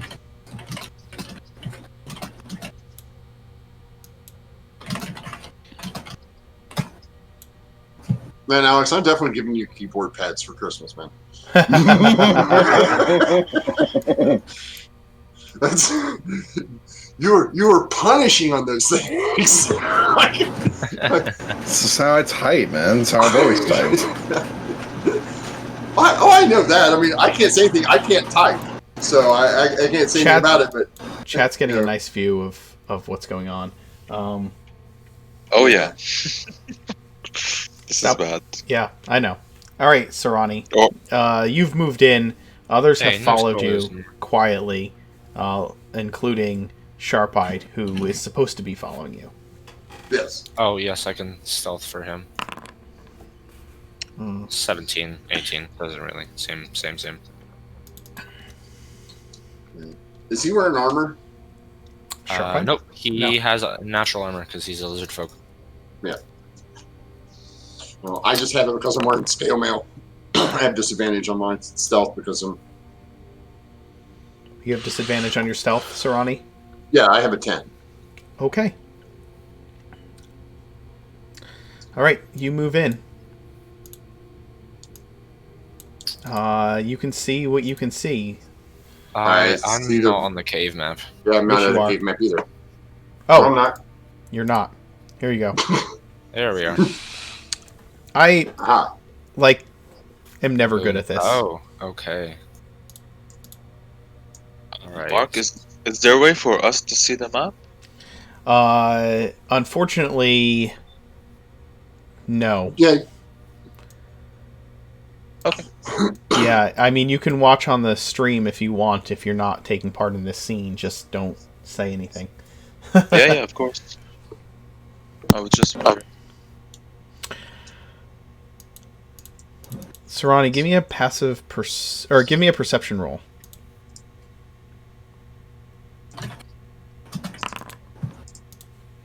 Mark, do you want to give me control of Sharp-Eye's token so I don't have to ask you to move it every time? Yeah. Drag.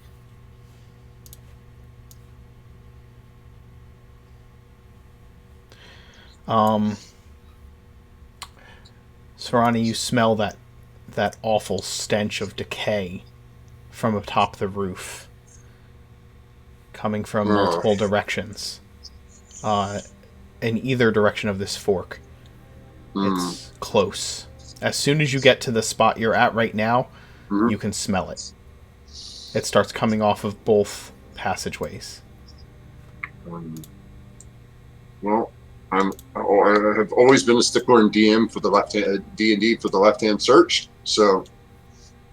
All right, let me give permission of Sharp-Eyed to Kim real quick. There you go.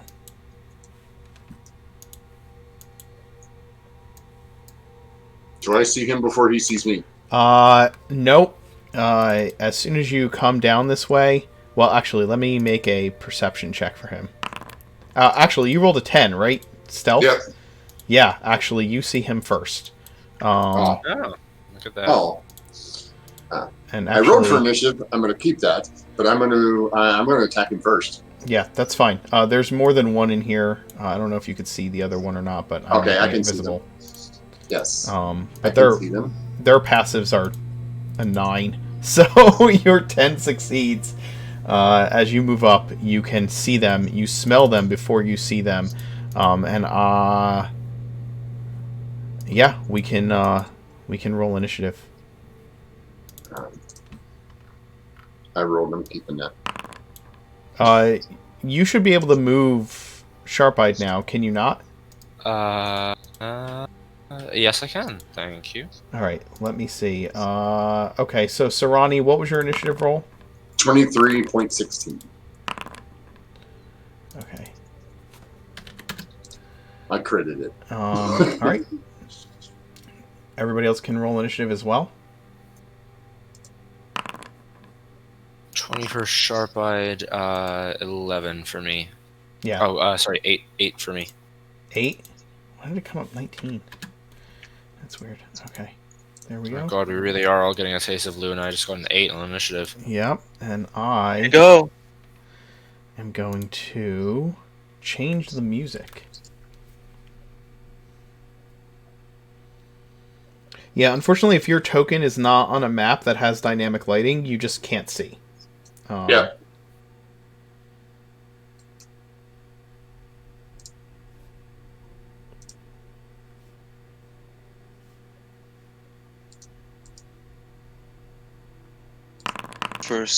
For some reason, I can see Sharp Eye, You can see Sharp-Eyed? and I can control him. Oh, I might have given you control at some point in a previous adventure. Yeah. I should just give the whole party control of Sharp-Eyed. You should. Yeah. We can sort that out later, though. Yeah. Yeah. You ready? Oh, these guys, I fought them in a different campaign. Lovely. You fought them in We this fought campaign them. too. We fought them in this campaign too. We have, yes. Okay, yeah, right. These are the ones that tried to kill Mirth. Yeah, I must have pushed out of my memory. Ready, Mark? I'm ready. All right. It's running It is your action. Yep. as a bonus action. Flame Blade, does it give off light? Yes. How much? 10-foot radius plus an additional 10 feet. Okay.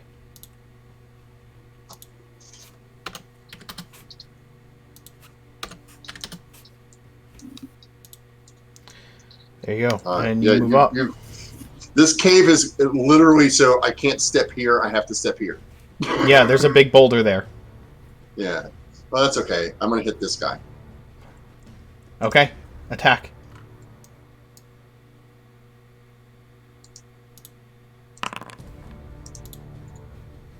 $25?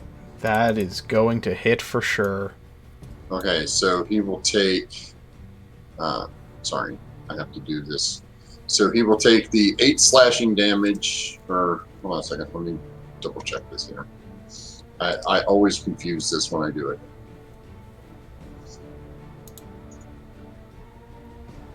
How much is slashing? Oh, I'm sorry. It's just a 3d6 fire. It's only 3d6 fire. Yeah. Okay. 3d6 fire. So he takes 9 points of fire damage. The fire washes over him, and you can tell that it is not... you can tell that he is resistant to some of the flames. The magical fire just seems to wash over him. Ooh. Okay. That's bad. Sure. That was my bonus action, my action. Yeah, I'm good. All right. The one here will attack you back. And actually, at the start of your turn, I need you to make a con save before you attack. Okay. And I need him to make one as well. Yours is a reaction, right? Yeah, whenever he starts his turn within 10 feet. Okay. All right. You rolled a 13. That is going to save. So it does nothing. And the Halo of Spores, he's going to take... the start of their turn, it's going to take 4 damage? No, just the one that starts his turn right now. Okay. It's a reaction, so it only affects one person. Understood. It is going to then... attack you with its barbed tail. Okay. 23 to hit. That hits. You're going to take 11 piercing damage and then make a con save.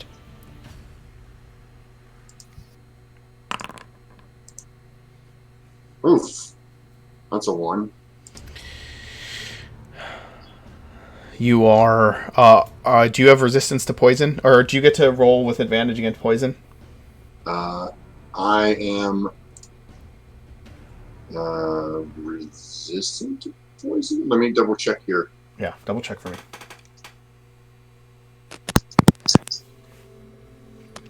I mean, if they were raised based off shambling mountain, they should. Yeah. Most plant creatures do. Yeah, I have resistance to poison. You have resistance to poison, but you don't have advantage on saves against poison? No. Okay. You are poisoned. It is by disease. Oh, okay. You are diseased. So you treat it as poisoned. So you have the poisoned effect, and you have the poison condition. And while you are poisoned this way, like your kind of shambling visage begins to sport even more boils and pustules over your body, and flies begin to you begin to cough up flies, and like dying vines begin to fall off your body, and you take your hit point maximum is reduced by 6, but half that because it is. Oh no, it's not poison, it's disease. So, yeah, your hit point maximum is reduced by 6. Okay. I don't know how to change that on active conditions. Poisoned. I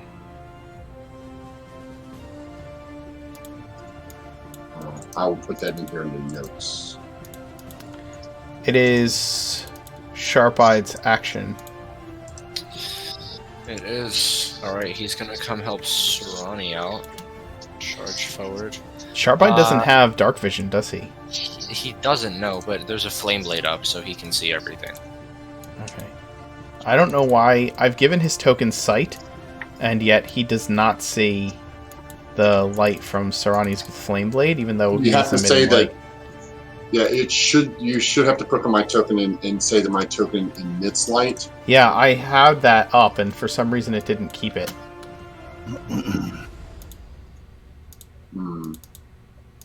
Now he can see it. Okay, it's there. Yes, he can. Alright, so...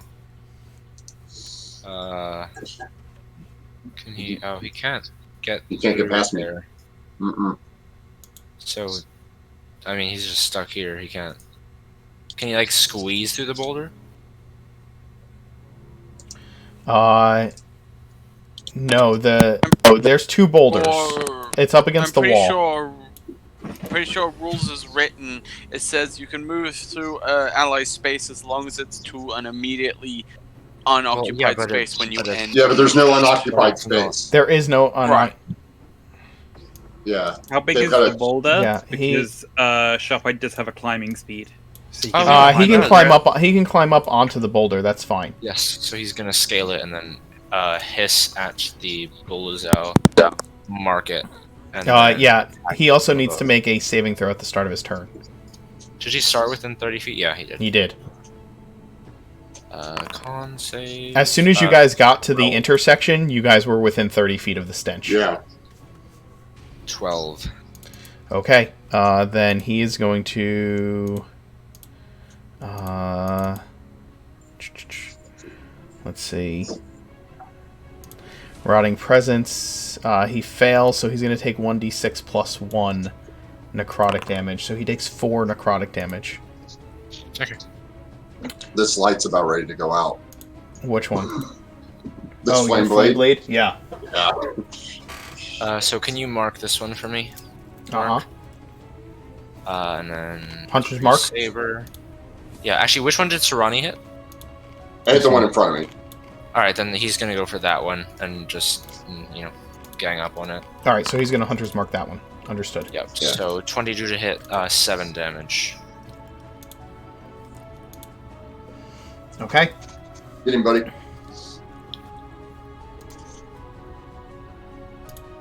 The full 7 damage strikes. Takes this full damage. As you... So yeah, Sharp-Eyed runs over, scales up this boulder, and then slices down with one of his sabers at the creature that he marks, burying the blade into the thing's shoulder, but not quite as effectively as he would like.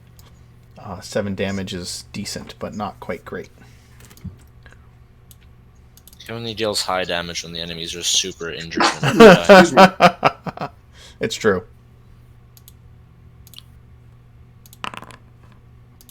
Vasir, what's your passive? You're muted. Oh, whoops. Passive is 18. Okay. You hear stones and move and scrabble as something kind of moves across the pathway behind you. Something invisible.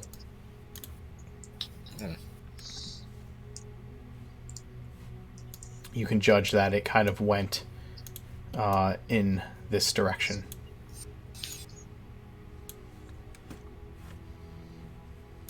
It appears that we have company from behind as well. Where? Focus on helping Sarani and Sharp Eye. I'll keep them off of our backs. Okay. Good luck.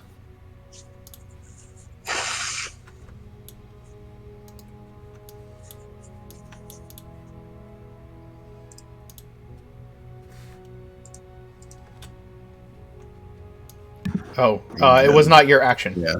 I thought it was. No, I was just telling you that you heard it. Sorry. It's okay. I was just terribly telling you sorry. you heard it as I it. thought it was. Yeah, the invisible thing moved. So you heard the invisible thing move, but it wasn't your action yet. Mob eye. It's okay.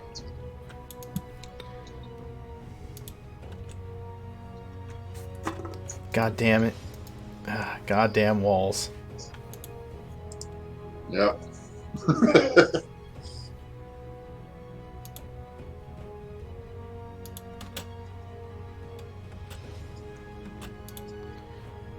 my god, I'm just gonna move the damn thing.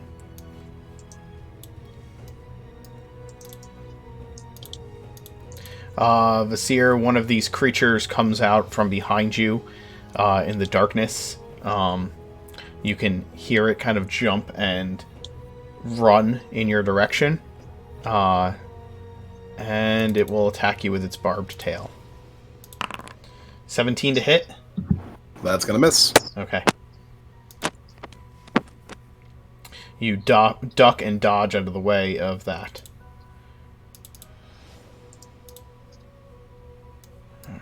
It's kind of like one hand is like slightly holding on to the necklace that I still have from Mirth. It's your action, Vasir.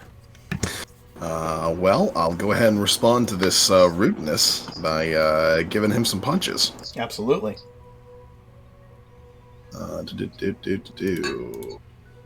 Shouldn't you start by taking your saving throw? Because you started within the presence of one of the rulers out.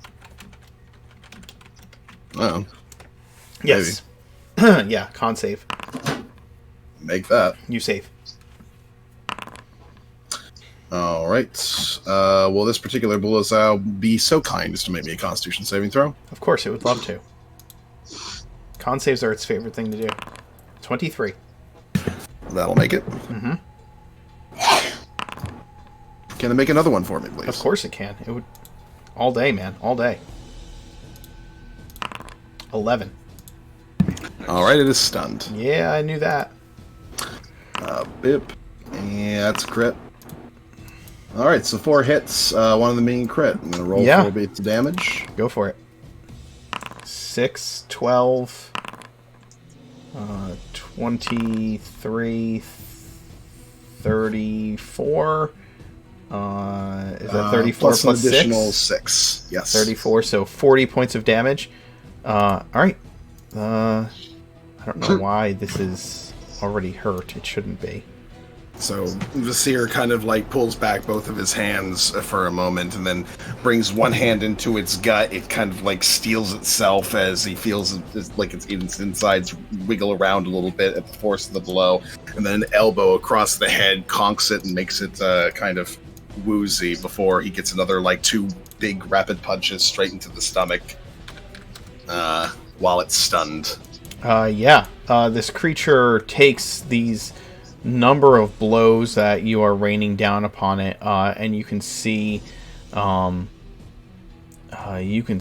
it is beaten fairly badly. It starts to like stumble and stutter, and even with being stunned, it is standing, but it is in rough shape after that barrage of blows. Mirth? Okay. Seer's got it. I'll make my save. Uh-huh. Ouch.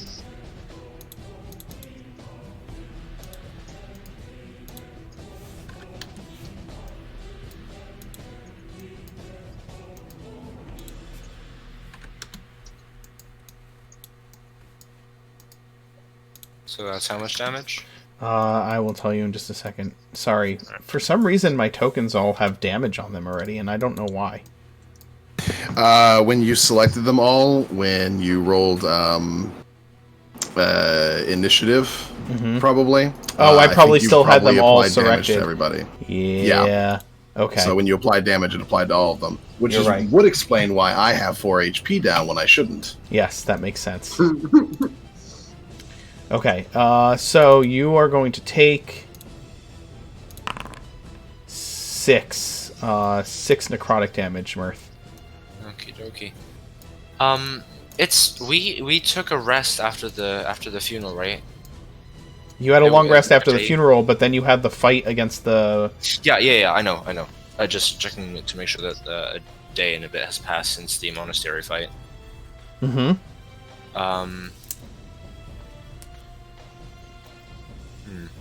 Okay. I am not sure. A couple of days have passed because it took you a while to get to where you are. Correct, okay. How much time has passed since where we encountered the hounds in here? Like immediately after. Immediately? Okay. Yeah. Okay. Cool. Perfect. I am going to open with...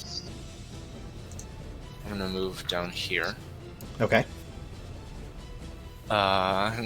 Seer's got it up there. He's got that one stunned, so I'm gonna put 2 beams into the one that Serrani and Sharpeye are gangpiling on. Sure. So 2 pulsing beams of blue-gray energy fly out. Ooh, 14 and 23. Both will hit for the full amount of that damage. For 22 since the second one wasn't a crit. Yep. Bonus action, I'm going to inspire the seer and compliment his necklace. So D8 for the next 10 minutes. Yep. Attack check save. If you use it, don't work, you keep it. I have you to thank for this necklace. I will take very good care of it. Oh, please do. It's been so fucking long to make. Good luck. And then I'm gonna chill back in this little corner of the room. That's still has movement left, so I'm just gonna go down here.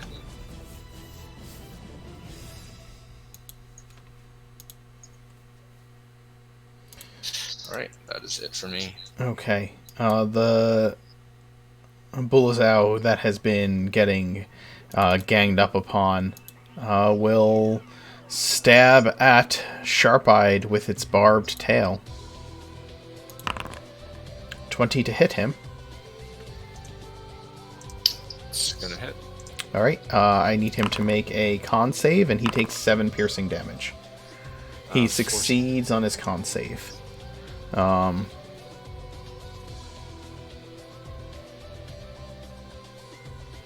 Okay. So he just takes 7 points of piercing damage. And then this thing can leap 10 feet into the air without a running start. So it is going to leap over both of you and land behind Serrani. Oh, good. Well, that makes it easier for me to do what I want to do.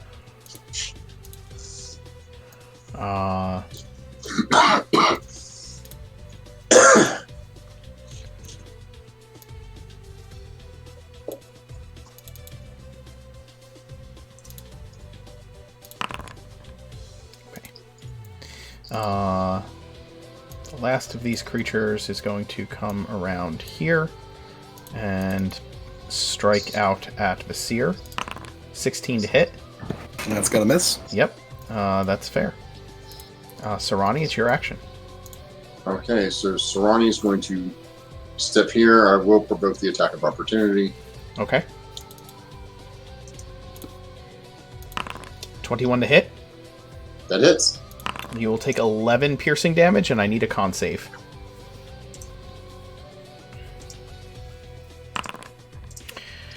Uh, 12. you take 5. Your hit point maximum is reduced by 5 more.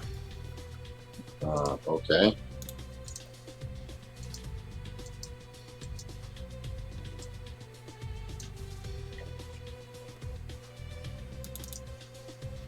And then Sarani is going to bonus action rage, Of course he is. which immediately causes my flame blade to go out. Mm-hmm. I'm going to draw my regular scimitar.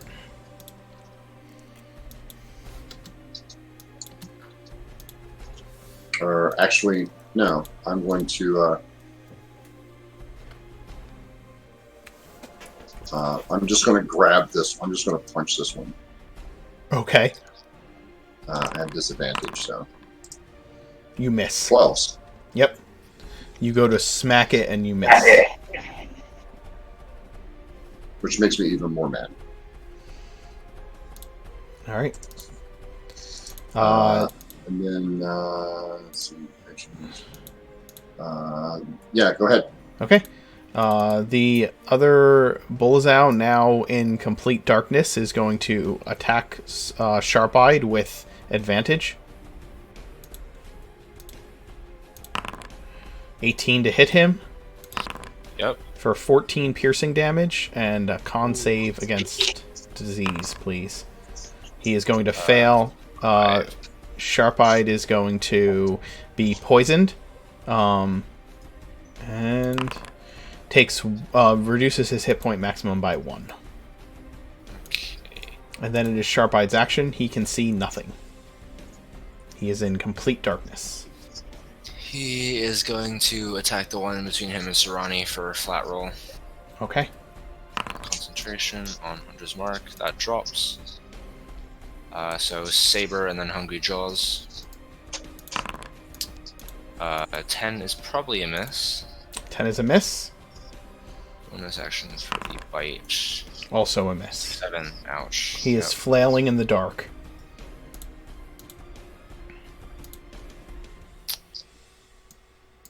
That is it.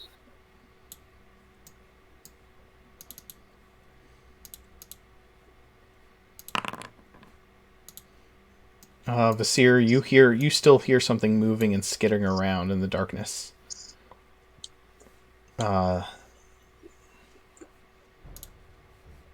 Invisibly. All right. Well, I don't have true sight, so I can't really deal with that right now. Plus, Nope. I have 2 bullets out in front of me, so Uh-huh. I'm gonna go ahead and. Well, hold on. I'm just letting you know when they move around. Yeah, my bad. My Okay. bad. My bad. The stunned one is still stunned, correct? Yes. Okay.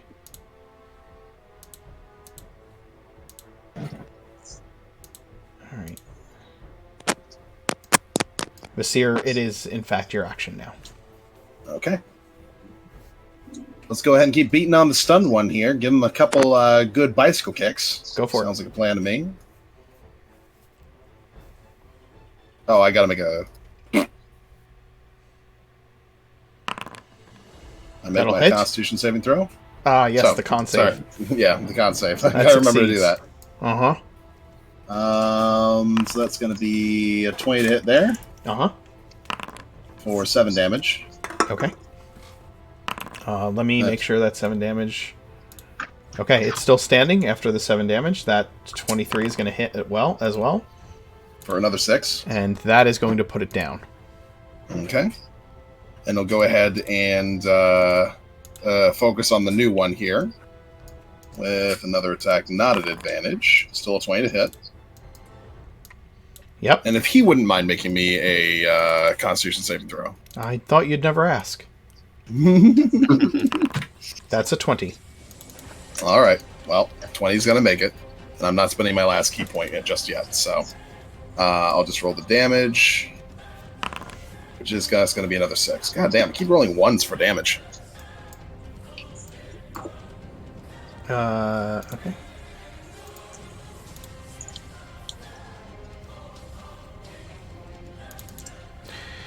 You go through your myriad number of kicks, putting down one of the Bullazos, their body discorporating into slowly discorporating into an ooze upon the ground. And then Mirth, con save, please. Yep. 12. That will fail. So you are going to take an additional 6 necrotic damage. Bitch. Alright. Item interaction. Mirth mumbles an uncertain prayer to Orad and probably mixes it up with something he's heard from Thondra.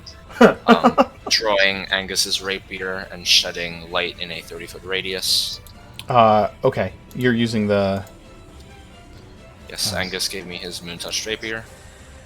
The moon-touched rapier. That sheds In light... darkness sheds light in 15-foot bright, 15-foot dim. Okay. And the light is moonlight if they're reverse vampires.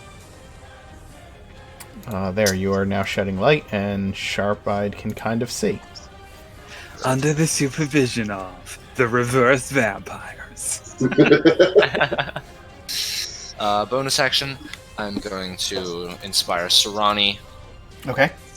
Thank you. Just read out a quick, skit about all the epic deeds he'll accomplish if we don't die in here.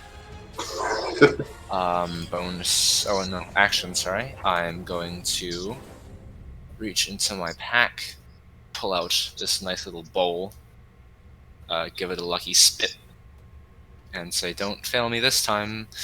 And a roaring column of water springs out of the floor in the middle of the room. Oh, goody. And I have a water elemental who's gonna help me out. And I don't know if it fits, and I guess it does. It's he a can water move elemental. into other creatures and object spaces as long Yes. as it is not solid, because he's water. Okay. So Let's hope you don't lose control over this one, because that's not going to be good. Yeah, thoughts and prayers and all that jazz. So I'm gonna peek in here. Mirth is just gonna run down here, make sure we're all good on this side. Alright. 50 foot back. Wait, I need to see where you went. Where did you go? Here? Yeah, like right Okay. here. Alright. Hold on. Are you being quiet, or are you just moving? Yeah, he's being quiet. As quiet as he can. Alright. Like stealth roll quiet, because that would be an action, and so Yeah. you can't. Alright. Understood, okay.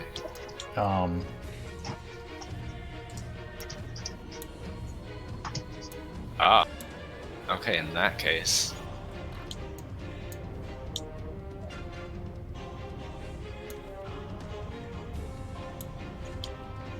There. Ooh, That's everything. who is this chap? He looks fancier.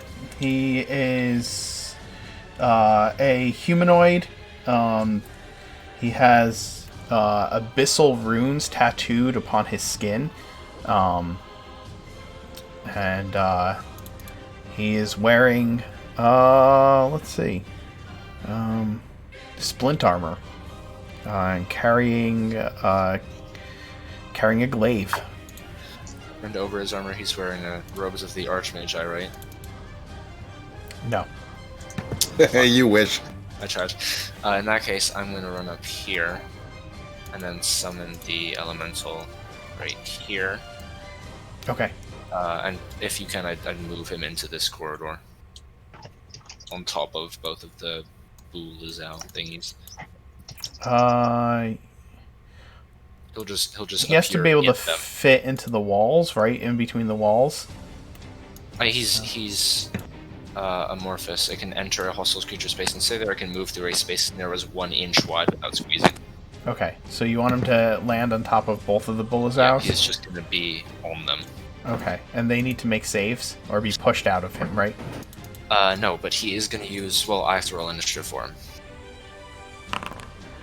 So he'll go on 18. Okay, so then he doesn't move yet. He's just summoned right here. Yeah, he just... Well, I'll summon him on top of them. Yes, perfect. Damn it, Kim, you fucked up the initiative order. Now Mert's an 18. Oh, whoops. What are you? I'm at it was 8. But the water elemental's at 18? Yes, Splishy, Yes. Splishy, Splish Splash is at 18. Splishy Splish Splash, is that his name? It's gonna be no, it's gonna be Puddle. Puddle, got it. Alright. We're on Earth That right is now. it for me. Okay. Can I drop the rapier on the floor in the room? Yeah, I'm gonna have, because you summoned him on top of them, they're gonna get pushed. Either they're gonna get pushed out of the way, or...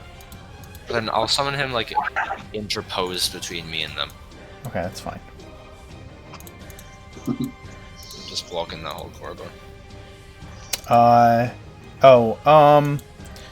When you move back to where you're being moved, by the way, or back to where you go, the invisible creature that you pass by is going to take an attack of opportunity upon you. Oh, fair, okay. Okay.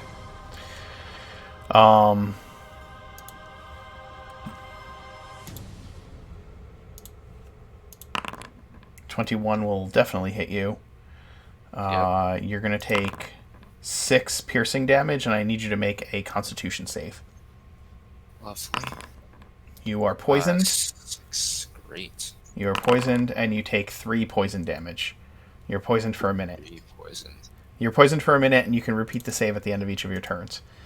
And Very nasty. this thing is no longer invisible. Is it a closet? Yeah. Nice. Did you made your Constitution con save to maintain your concentration on the... 17. Okay. Just, yeah. Yeah. All right. Luckily. The Bullazoo in front of Sarani is going to attack him. And miss. Because, Sarani, you didn't, when you attacked, you didn't reckless attack. You just attacked. Nope, You just I do punched not. him. I don't have reckless attack yet. Yeah. Oh, right. It's probably good for you. That's a level 2 barbarian feature. You are correct. This Quasit that has revealed itself is going to chase after Mirth and attack him again. And miss. Alright.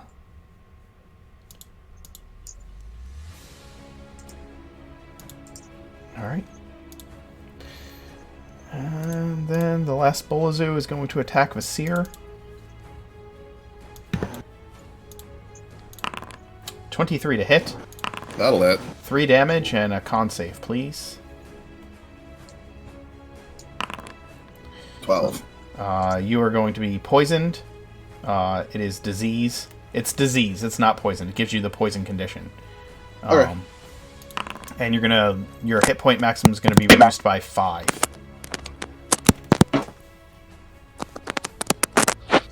Someone's mic is fucking up.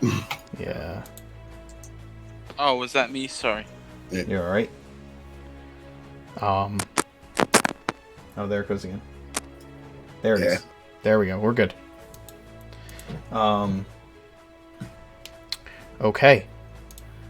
The creatures are striking with their barbed tails, piercing each of you and causing you to be filled with disease. Vasir, you feel your flesh begin to boil with fever. You begin to cough flies and pustules begin to form over your skin as you feel just your body overtaken with this fetid illness. Sarani, I need a Constitution save at the start of your turn. Luna's not going to like that.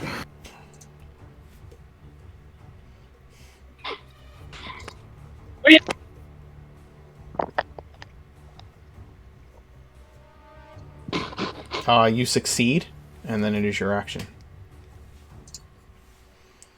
Cool. Sarani is going to shape change into a wolf. Okay. There should actually be the ability to do that on my character sheet, which I can't pull up. Damn it. All right. So I'm going to shape change into a wolf as my action, and then bonus action, I'm going to activate my sword. I'm going to agitate my sword. Okay. Do you need a wolf token? Yeah, that,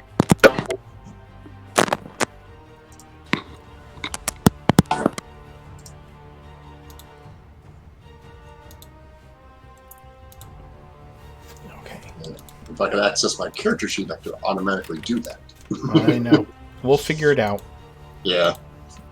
I love that. That's one of the other things I love about Foundry is being able to use the polymorph ability and just go, click, cool, that's what I am now.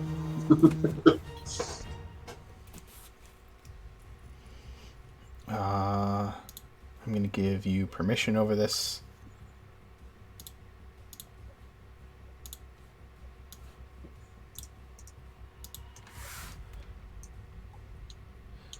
So I'm going to just move... Well, I'm just going to get rid of your token for now. Sure. Go ahead. There. And then, You would still have your dark vision? yes.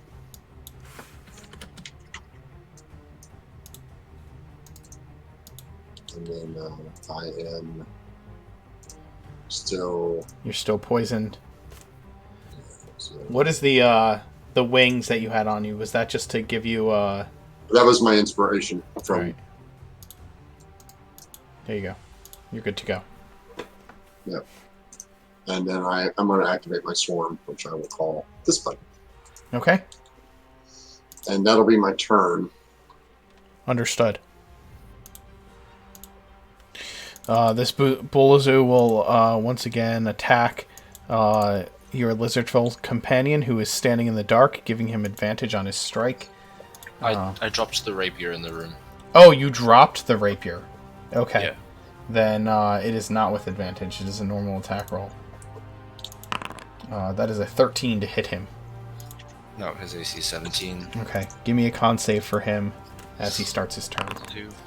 I'm just going to give him some vision. 10. Boy.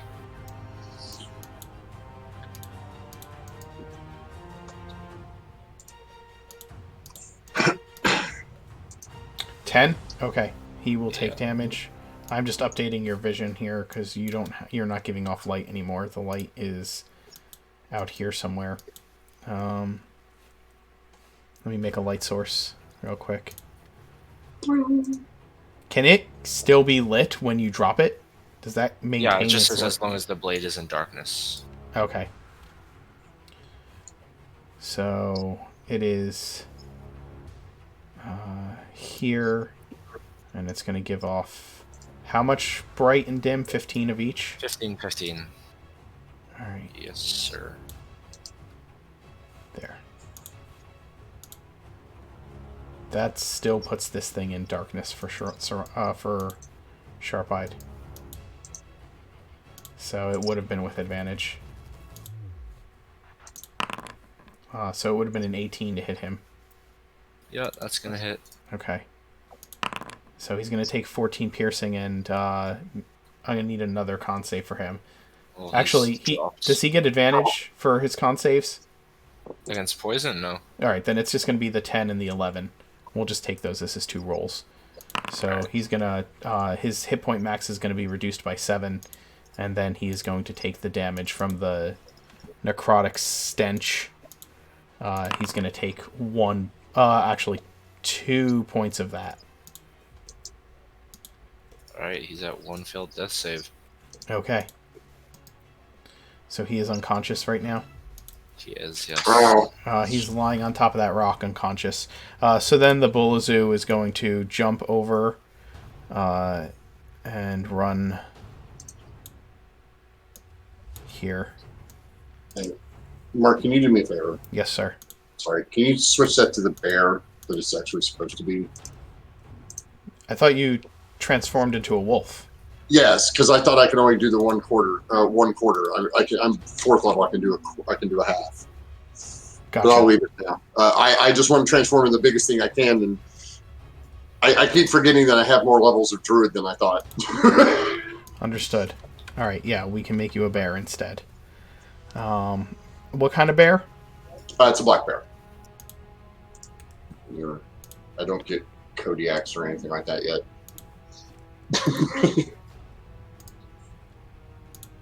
Because I hardly ever use my shape change unless I'm using it for movement. Gotta climb up a wall or drop down on top of somebody and stab them when they're not looking. Spider's your friend, right? Exactly.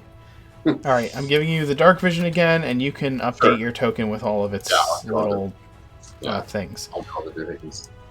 All right, this Quasit here is going to attack from hiding against Vasir. So 20 to hit you, Vasir. 20 matches. You will take 7 piercing damage, and I need a con save. Yep. There's a lot of con saves here. Yeah, you succeed on your con save. So this Quasit is visible. And it'll stay right there. The water elemental gets to do its thing.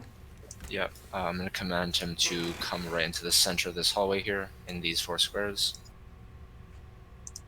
So he'll proc the up attack from the Bulazoo.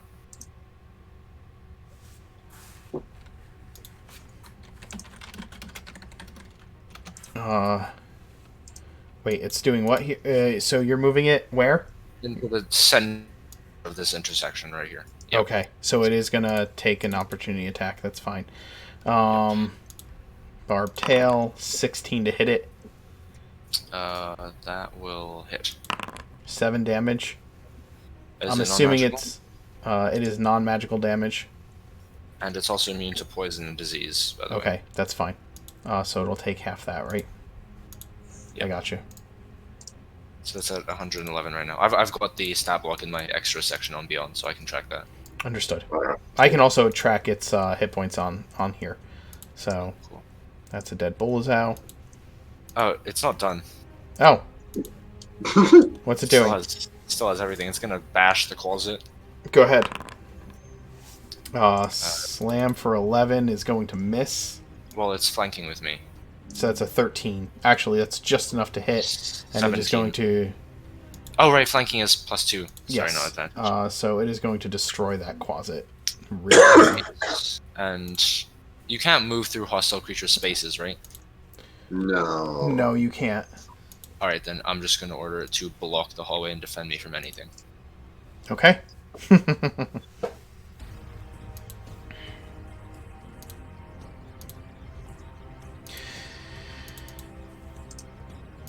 For now.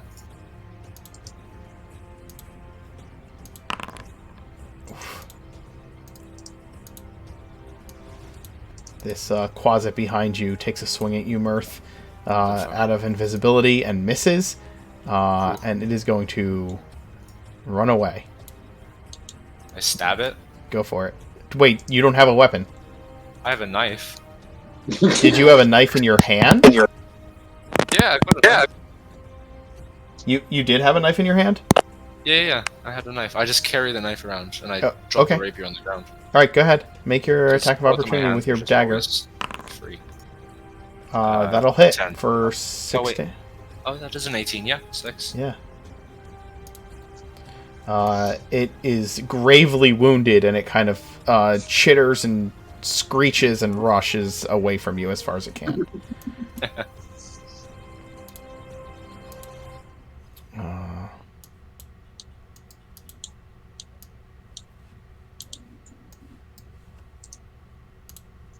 It's your action. Actually, Vasir, it's your action.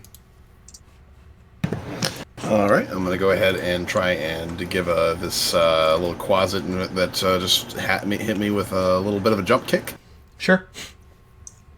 Oh, before I do that, Constitution save. Boom. Boom. Fail.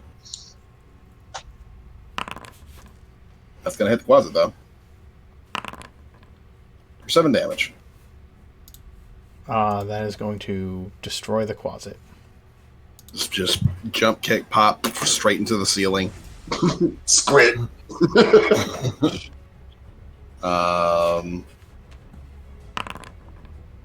And then a 14 and a 22 to hit the demon in front of me.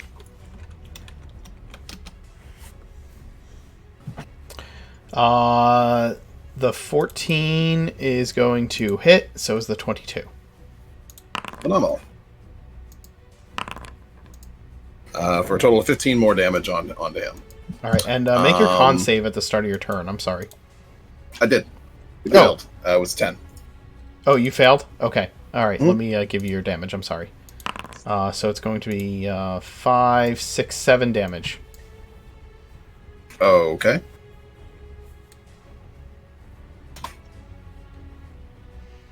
All right, and the Bulazoo is now bloodied, but it does take both of your strikes heartily in the chest. Is that's your action, Vizier? That's everything for me. Mirth, I think you're still within 30 feet of some of them. Let me double check. I think I am, yeah. That's 15, that's 25. That one is 30, and... Okay, so go ahead and make the save. Does full cover apply to their thing? Or is it just within 30 feet? When a creature that isn't a demon starts its turn within 30 feet, one or more of it, that creature must succeed on a Constitution saving throw. Valid. I'm gonna use my inspiration on that. Okay, then you succeed. Quickly gonna peek around this corner. There it is. Alright, there he is. I'm gonna fire off a beam at him with Go ahead. disadvantage because I'm poisoned. Boom. I think poisoned is only It's ability checks and attacks. Okay. So everybody who's poisoned should have been making attack rolls with disadvantage, by the way. Still hits him and pops him, I believe. No, yeah, attack rolls and ability checks. Yeah, it still hits and pops him.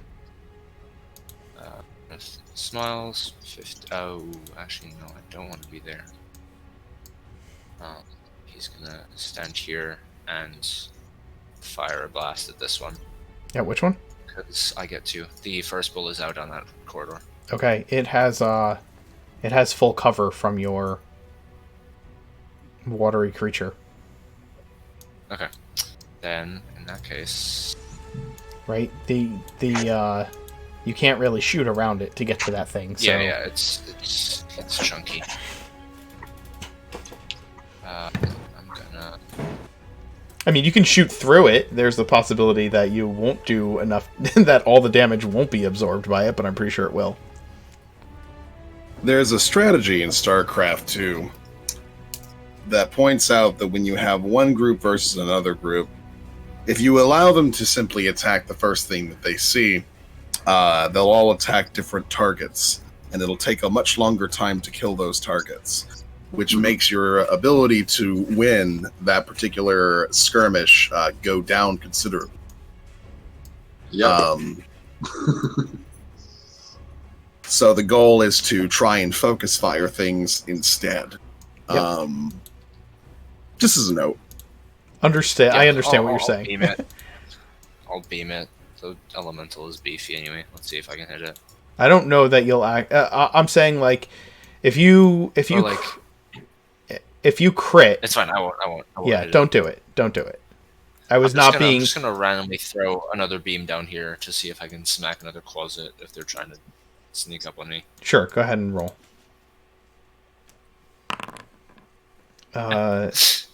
It hits the wall at the back of the cave. All right. And then bonus action, I'm going to quickly do a healing word on myself. Okay. Actually, yeah.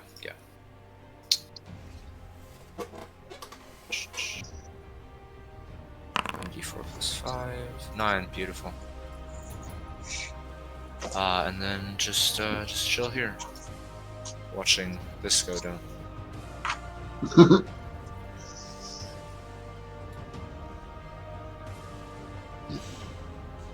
By the way, Alex, that strategy is a lot easier when you're not playing Zerg. And I get to Yeah. I get to That's only if you remake the use save Zerglings a against lot. the poison at the end of my turn, right? You do get to make a save against your poison at the end of your turn.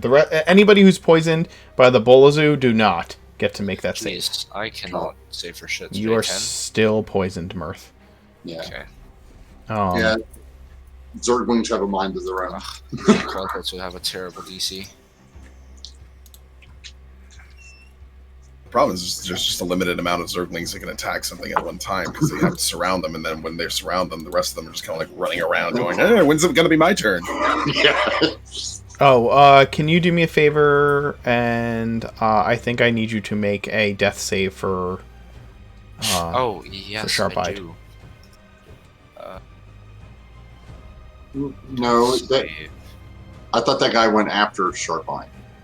No, he's down. He was down from last round, so I forgot to have him make a death save for this round. Okay. I'm just gonna roll a 5d20 because Mm-hmm. it's faster. Oh, he's dead. He is dead. What? Oh shit. Sharp-Eyed just roll a 1. He already had one failure. That's not well. Okay. Well, you guys, in character, you do not know that yet. This is clearly Nate's fault. I vote to boot him immediately. Maybe this is something to do with the fact that you went in with a river troll and then didn't take it with you. He couldn't fit. It's not our fault. So, at that point, you decided with limited group, let's just charge recklessly on ahead. Let's not wait. Let's not rethink this situation. Hey, David. David, they learned how to do this from the Saturday group. This is what happens when you have multiple crossover streams with them. Okay. Sarani, you're getting attacked. That Mirth better have another fucking resurrection scroll. 16 to hit you, Sarani, while you're in wolf form. Oh, okay. A 16 misses you in wolf form, in bear form. Why are you a wolf again? I thought I turned you into a bear. You didn't. You didn't put any token down. Oh no, the bear's right there. Where? Oh. It's just, it doesn't say. It doesn't have bear. sight. I can't see it. That's why. I can't actually. Hold on. What the fuck? That was unexpected. It does have sight. Do you not have ownership of the bear? I do not have ownership of a bear. But I gave you ownership. Well.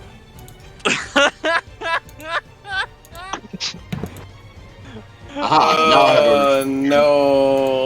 All right, so you can add your little things. So does a 16 hit a bear? It does. Oh my god. It's okay. 16 hits. Ray's dead now. 16 hits a bear. I do. Yeah. No. Worn equipment functions from a DM decides whether it's practical and uniform to wear a piece of equipment based on the size and shape. I'm assuming. So here's my question. I can't benefit from the shield, but no, my armor is big enough for Sarani, so it should be big enough for a bear. This dude. Can you throw your? Hold on, everybody. Can you throw wild shape up in the chat? And then anybody who wants to talk can talk. Yes. Yeah, I'm pretty sure that wild shape specifies that like your armor blends into the form that you assume, so you assume the animal's natural AC while you're in its form. Well, no. You choose whether your equipment falls to the ground in your space, merges into your new form, or is worn by it. But the problem is the scale mail shaped for a bear? Yeah, it's not shaped. It's not a bear-shaped scale mail. It's Sarani-shaped scale mail, right? So, Yeah, no, you always go with the base stats of the of the creature that you wild shape. You don't add any armor to it. It depends. How does a Tsurani-based chainmail look like? I will say that there can be an exception made for something like perhaps a ring of protection. Yeah, it just says it. When you, let me read it, please. It's very unlikely that Scalemet would fit the bear. Yeah. Yeah. Plus, you honestly don't need it. Yeah, it hits. Free health. Yeah, it helps. It hits. It's fine. So he is still raging. That It is is. true. How's everybody looking? Yeah, he is still raging. So it hits, right? I need a con save from the bear. And the bear is going to take 11 points of damage from the strike. I'm sorry, no, 4 points of damage from the strike. I already rolled the damage. Never mind. 4, so he takes 2. Goes to 9. And then the con save. Oh, sorry. Goes to 17. My bad. And then the con save for the bear is over here.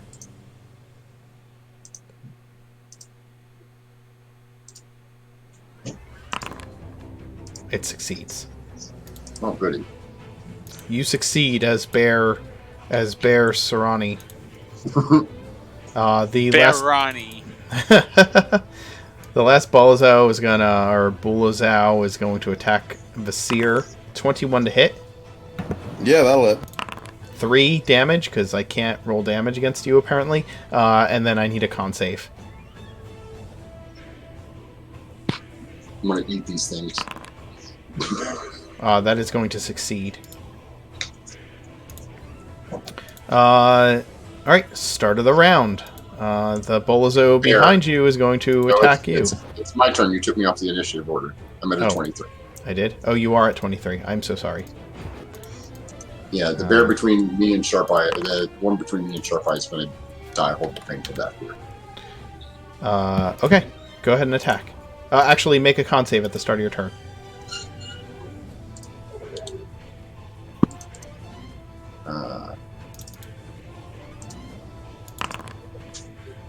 That's going to succeed. Okay, go ahead. Do your thing.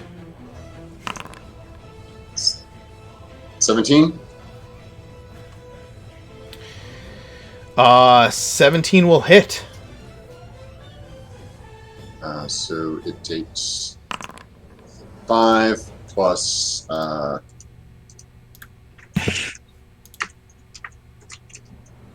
2 for rage damage. 2 for rage damage and 2 more for the swarm, and I'm going to move him 5 feet this way to here. Okay. So 9. Yeah, it took 9 damage. 5 plus 2 plus 2. So Yep, it's it took 9 damage. Yeah, and then my second attack on it. Go ahead. You get a second attack? Bears get 2 attacks. Yeah. That's going to miss. It's his armor class 14. Can I get to it with... No, it's his armor class 13. Can I get to it with it? Well, I'll roll the d8 anyway. Go ahead. You No, will 8. miss. I will miss. And then bonus action, activate my Halo of Spores. Okay. Oh, wait. No, I can't do that. Never mind. All right. I will Hunter's Mark him instead. Not in bear form. Actually, yes, you can. No, he can't. Oh no, wait, that's a We have spell. That's a He's spell. also raging Sorry. right now, so Yeah. he can't cast Yeah. spells anyway. There's like 2 things. Is it the... Sorry. Are you using the class feature? Are you using the class feature to do it? Not Yes. the. What does the class feature specifically So say? you don't need components. Does it have the word cast in the class feature? I'm looking for it right now. Okay. It does. Yes. Then you cannot do it while you are a bear. Okay. No problem. Nor while you are raging either. Correct. The Bolazao is going to move around behind you. Oh, actually, no, it doesn't. It says you can use it a certain number of times without expending a spell slot and without requiring concentration. Huh? Yeah. Oh, I must have looked at it wrong. You know the Hunter's Mark spell was a major spellcast ability for it. You use it 3 times without spending a spell slot, and without requiring concentration, number of times equal to your wisdom modifier. I think it's still like Yeah. This spell itself requires verbal components. So yes, so it's you can't do it. Yeah. All right, so the Bolazu is going to move around behind the bear here and attack. That's going to hit for 14 damage, and I need a con save from the bear.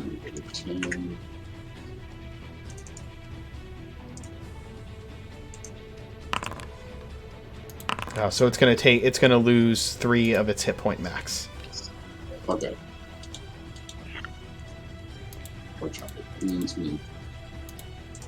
It is the water elemental's action. Alright, Puddle is going to obey commands and go for the nearest one, so he's gonna skirt down here. Okay. And smack this one twice. Go ahead and make your attack rolls. With flanking. So, 24 for 6. Oh, I need to take disadvantage off. Roll advantage normally. And then second one is going to be a nice little 16 for 12. Both will hit, doing... after the 12 damage, it is going to be unconscious or destroyed. So yeah, Yes. like consumes it, Uh-huh. and then he's gonna move back to defend the intersection. Okay.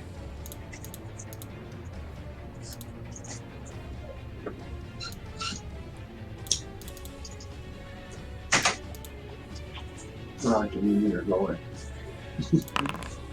Go ahead. I believe.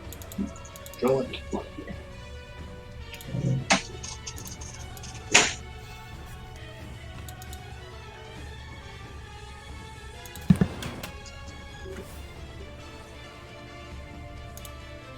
Vasir, I need a Constitution save from you. Mm-hmm. Fail. Yep. So you're going to take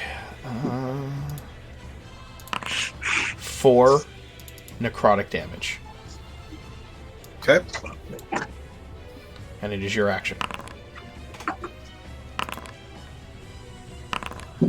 Oh, well, only one of those hit. Phenomenal. Are you poisoned 11 by damage. the Bolazu right now? Are you still are you diseased yeah. by- You are diseased by it. Okay. So you should be rolling with disadvantage anyway. Oh, okay.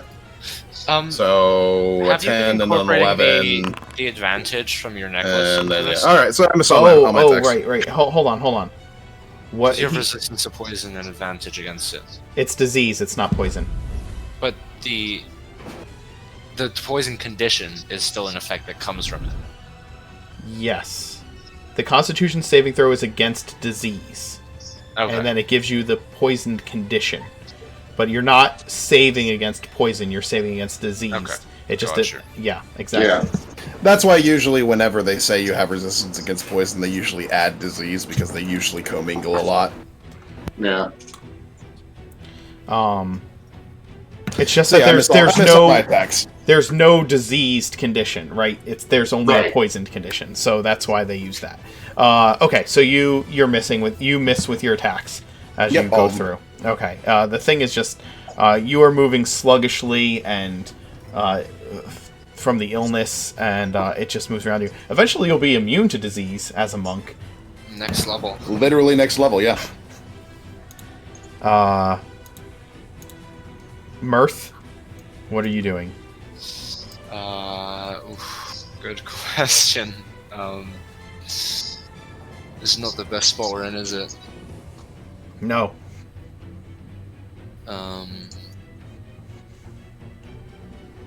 Alright, as an action, I'm gonna do a little fancy something. And Mirth turns into 4 Mirths. Cold, icy duplicates that move around to mimic all his movements. Okay. Bonus action. I'm going to... Oh, this is interesting. So, Sarani and Vasir, have you both... Neither of you have used your inspirations yet, have you? Nope. Sarani, no. Sarani did. But didn't work. Yeah. Oh, but it didn't Yeah, work, so he still has it. Yeah, he has it. Okay. In that case, I'm just tentative to give it to the elemental because if.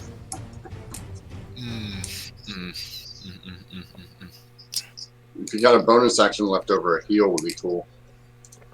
He can't see you. You and I've already cast a leveled spell. Yes. I'm just gonna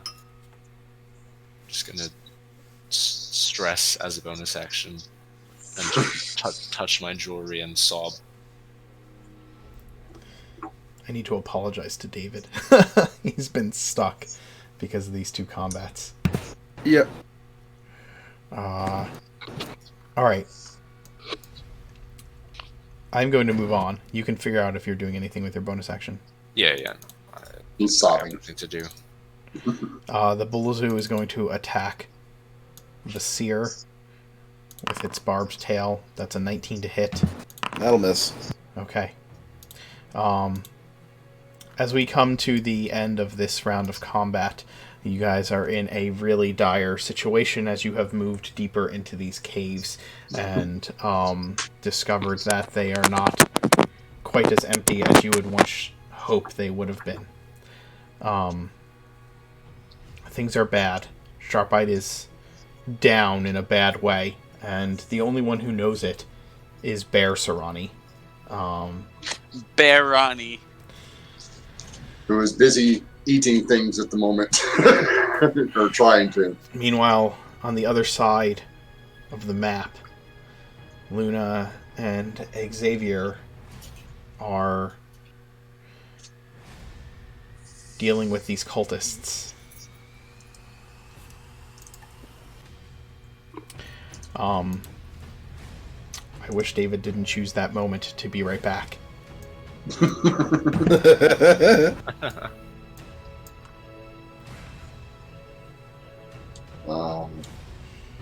But There he is. David, Anghus, Yes. you have been traveling with the fairly silent monk searching for Luna. As you continue to track, the monk has turned to you and told you that her footprints, what were once footprints, seem to be hoofprints. He had followed the original tracks to where the horse had been prior to your battle, and has been following the hoofprints of Luna's horse. And once you get to the edges of the forest, just beyond the battle, he tells you that there are multiple footprints moving in this direction. Either she wasn't alone or she was following someone. Can you tell?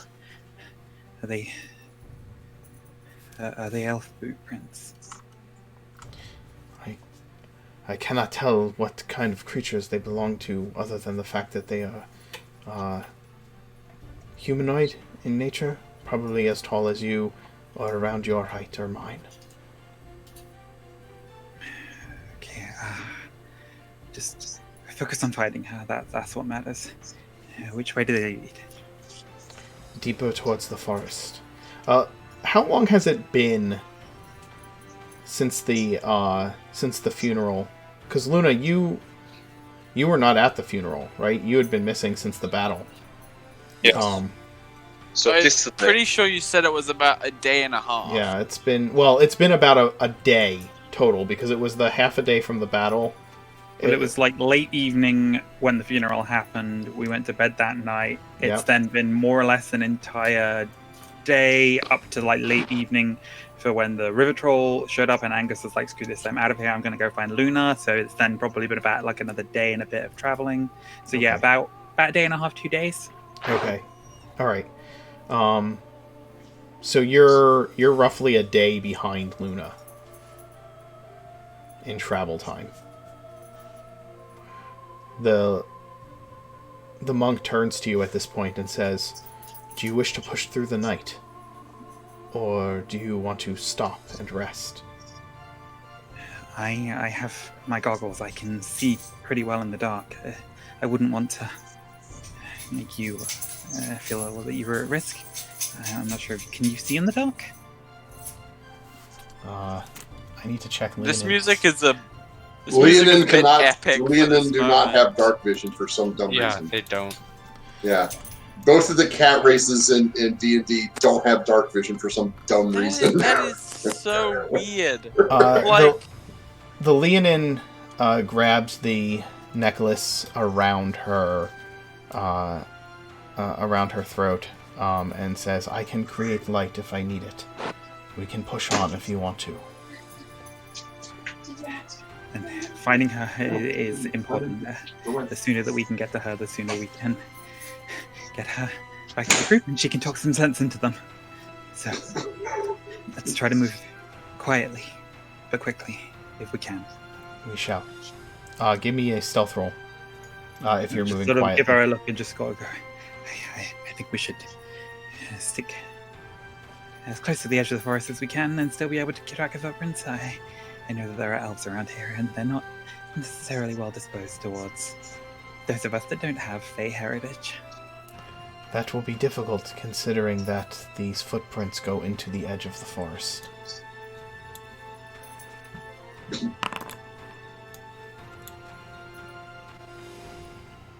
One of those days. Yeah. Angus, you and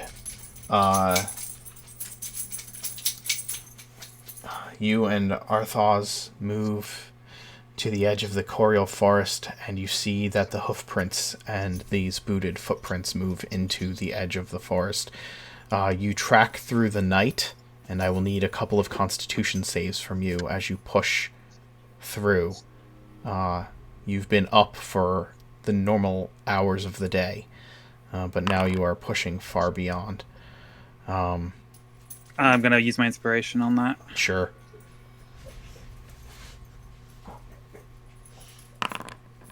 Oh, come on!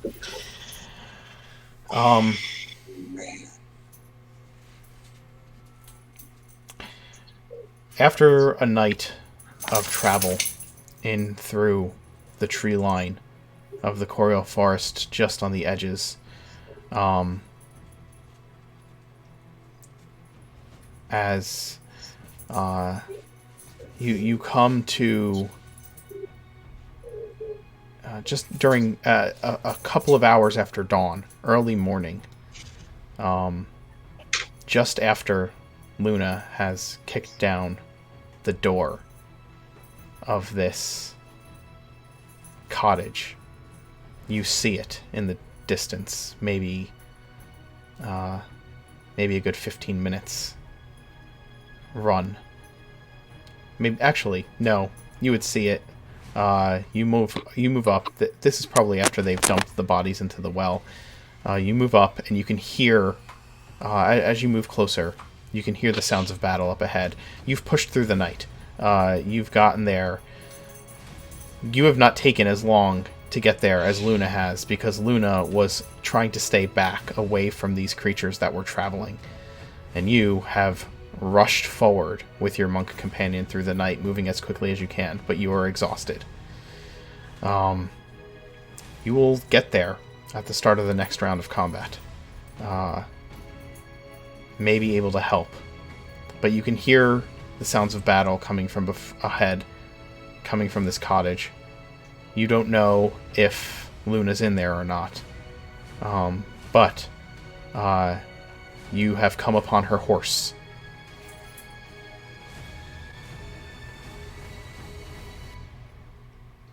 This music's a bit epic for this moment, huh? Well, he's riding into battle, so yeah, I think it works. The monk turns to you and says, "Are you able to fight?"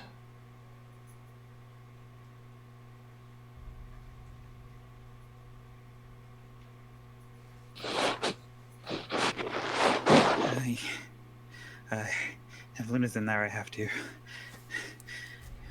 and there's just like a little bit of like tears just forming as he's just like tired, exhausted, angry, still confused about his meeting with Thundra, and just sort of like reaches for his rapier and has like a very tight white knuckled grip on it. And sort of, Didn't like, you give gets that ready. to He has Murph? two. He has two. Oh, I gave Mirth the Moontouch rapier after I got the +1 rapier because I wouldn't need it anymore. Because he Yeah. got me Goggles of Night as well, so I don't need it for the light. So Yep. Arthaz points to the ground next to the horse that is tied off on this tree, and points to the booted feet, the footprints that are on the ground that lead in the direction of this building. She is probably there.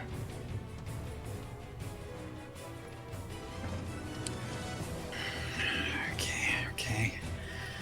We should probably try to make a stealthy approach if we can.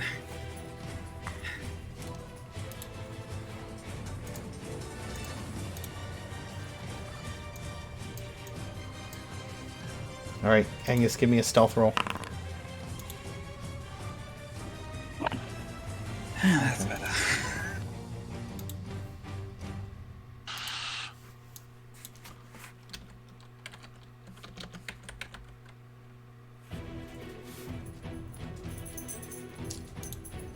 I guess I'll use this for now.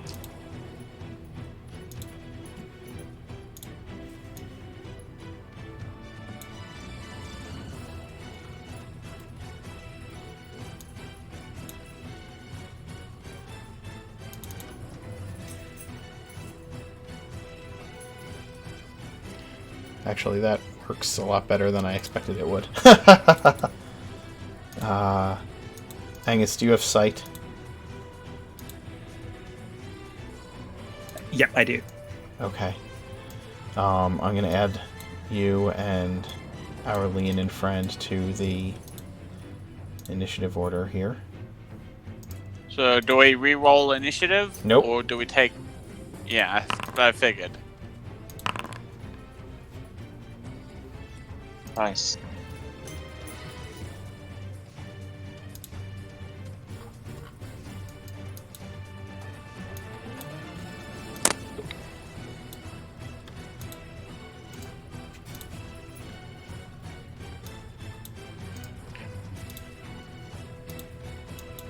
I have to add all the cultists that are in the building to the initiative. Hold on.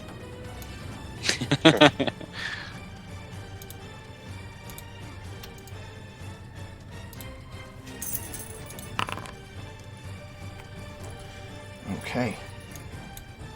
And we'll start this at the top of the batting order, actually. Remember, the one neck closest to the door is dead, because I killed him before we cut away. No, you didn't kill him. He was No, hurt. he took the damage, but he's not dead. Really? He Uh-huh. took 24 damage and didn't die? That is correct. Impressive. Yep. You're almost tier 3, baby. We got beefy enemies now. Yeah, that's bad. Oh, Good luck. To the new guy. Okay. Actually, I don't think he'll move that way. Let's see. He's going to move probably into the room. And then there. Seeing Luna, he will make 2 attacks, drawing this wicked-looking short sword.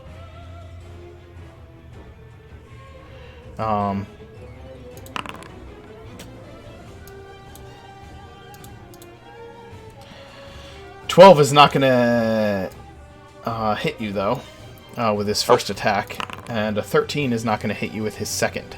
So he rushes out. Oh, he has pack tactics, so he actually has advantage. So I'll roll the second attack.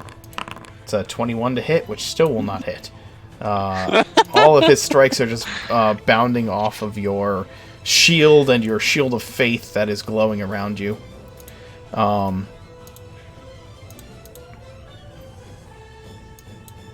And then Angus, you can hear the sounds of combat coming from this building. You're not really... you can see a door here.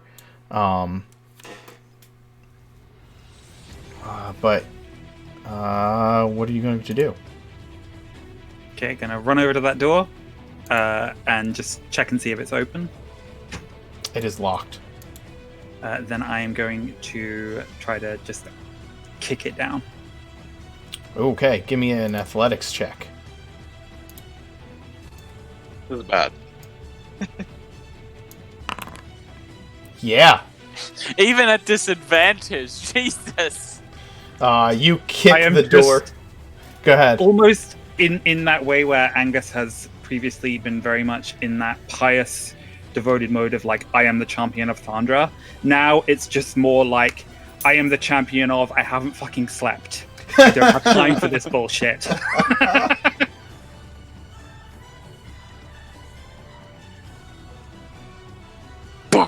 All right. And I will use a bonus action to dash. Mm-hmm. Oh, right, because your movement, you moved 40 feet, right? So that was, So yeah, that would get me 5 feet to there. I would spot Luna and basically just sort of yell to Luna of like, we don't have fucking time for this, as I like rush to help her flank. Go ahead, and I will probably, depending on, actually I could probably move it in a way where, yeah, I would presumably be able to move without taking... You can move, yeah. Anywhere you move from will take opportunity attacks. Yeah, you're going to take one I'll take opportunity one or the attack. other. Probably from the robed cultisty guy then, this one here. Which one? That one? Okay. Let's see. 7. That's not going to hit.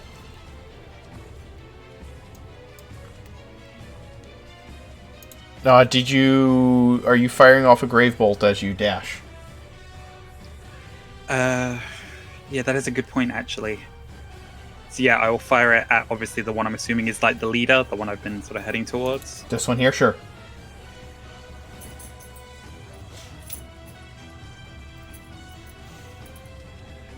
And first level exhaustion is just ability checks. Just ability checks.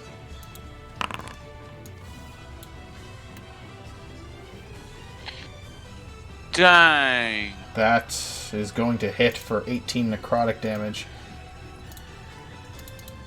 He takes it in the back. And just kind of like turns his head slightly towards you, giving you this angry grimace. You can see that he is wearing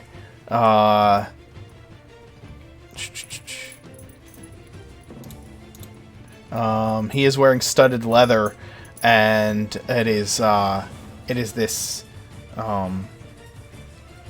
like, it reminds you of the coat. Oh, you didn't see that. It is just this kind of thick, black, leathery hide that his leather armor is made out of. And his face and hands, you can see infernal markings, or abyssal markings covering his form.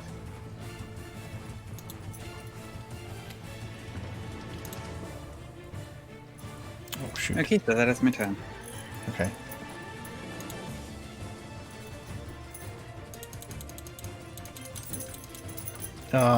Luna, it's your action as you see Anghus burst through the other door and rush forward. He looks haggard, exhausted, and he is making no qualms about that fact either.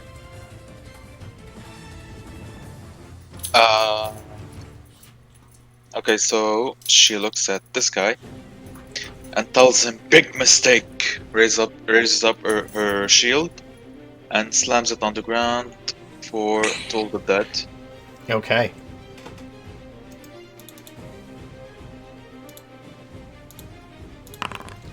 He fails. Go ahead and roll your damage.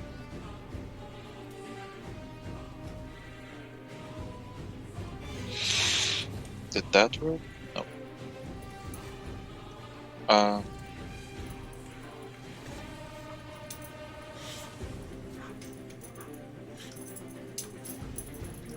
You could type /roll 1d12 if you need to. He has taken damage, so.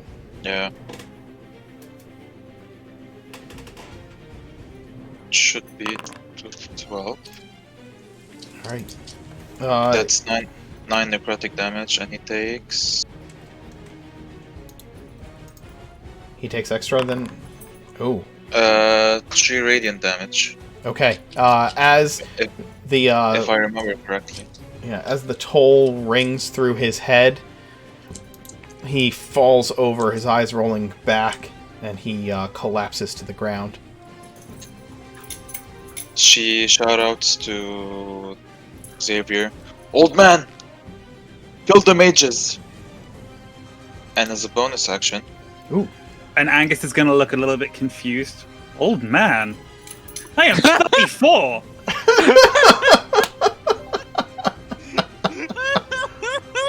You can have your inspiration back. Okay, so spiritual cast, spiritual weapon. Okay. Create one. No, over here, between the mage and this cultist. All right. And it will attack the mage for. A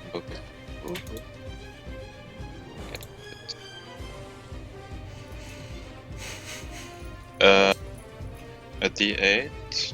Go ahead. Roll the hit first. Yeah.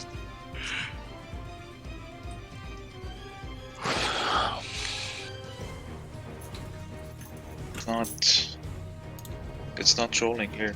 Yeah, that's odd. 1d20. It was we're rolling before. What's your spellcasting ability modifier? Or spell it's a attack 19. bonus? It's what? Total of 19. Okay, that will hit for 5 damage. For 10 damage. I have a +5. Okay. Alright. Then he will take the 10 damage. If I'm not, yeah. What's that? Yeah, he'll take the 10 damage. He is still standing. And that's my turn. This creature steps out into the room. It is a priest similar to the one that I described in the caves.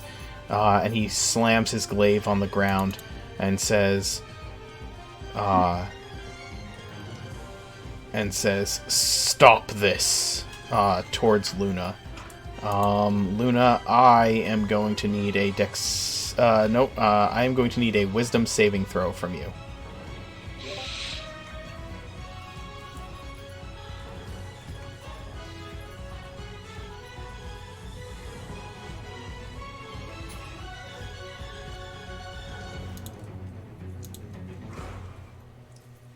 I'm gonna roll it here because it's not working. Wisdom saves on the cleric. This gonna work. Yeah. 16 plus 11. Okay. As he casts the spell, you defend against it with your will, and he grimaces in anger. And unfortunately, guys, it is 10-5, and I know Alex is going to have to get going soon, and I have to run another game at 7. So, David, I owe you a huge apology for you having to sit through the majority of this session, watching Sharp-Eyed die. Okay. But I think we're gonna have to. What's that? I wish we had to have gone through a full round of combat. Oh wow. Well, we're gonna actually end it here because at the end of our sessions we like to do we like to share our favorite moments, and I want to give Alex an opportunity to do that before he has to leave. So, Alex, since I know you have a hard stop at 5 o'clock, I'm going to ask you if you will go ahead and give me your favorite moments for everybody, in case we run out of time. Well, I'll just go ahead and say, as far as the Seer is concerned, there wasn't really a whole lot that did mostly, but him just immediately telling the troll, yeah, just go ahead and eat anybody who comes by here. Wait. Luna and Angus, maybe. You didn't think that one through. Which is, par for the course for him, but As far as Mirth, I love that Mirth uses actual things to give inspiration as opposed to just just saying I give you inspiration. Yep. With the whole like telling Vizier like you got a nice fucking bracelet. Yeah. Nice necklace and things like that. Absolutely. Anyone else? You want to go through the crew? Yeah. For Luna, I love the fact that she's feeling herself a lot right now. She's pretty confident in herself. She's gone off on her own. She saw this cultist place, saw some cultists in front of it, and she's just like, I think I can do this, and starts sneaking up, even though she has no ability to sneak whatsoever. It didn't really phase her in any way whatsoever, which I like. I do love the fact that Anghus is as angry as he is. When he said he's the avenging angel, I'm fucking tired right now. I felt that in my soul. When he got all offended at Luna calling him an old man. Well, no, he was calling Xavier that, but he doesn't know Xavier's there. So. Speaking of Xavier, I love the accent you picked out for him. As a Southerner, I always love when Southerners try to do the accent. I mean, I'm not technically a Southerner; I'm in PA, but we all have that accent when we are talking to each other. And I love how like he's kind of he sees Luna as just like just some random woman coming by, and he's just like, God damn it. He's like, well, you got to do what I say because I know how to do this, and I don't think you know how to do this. And he's not wrong necessarily, but because this is not like Luna's wheelhouse. But I do just like that. To be fair, she just kind of stumbled in, ruined an entire day of scouting out, and then, it's like, we should run.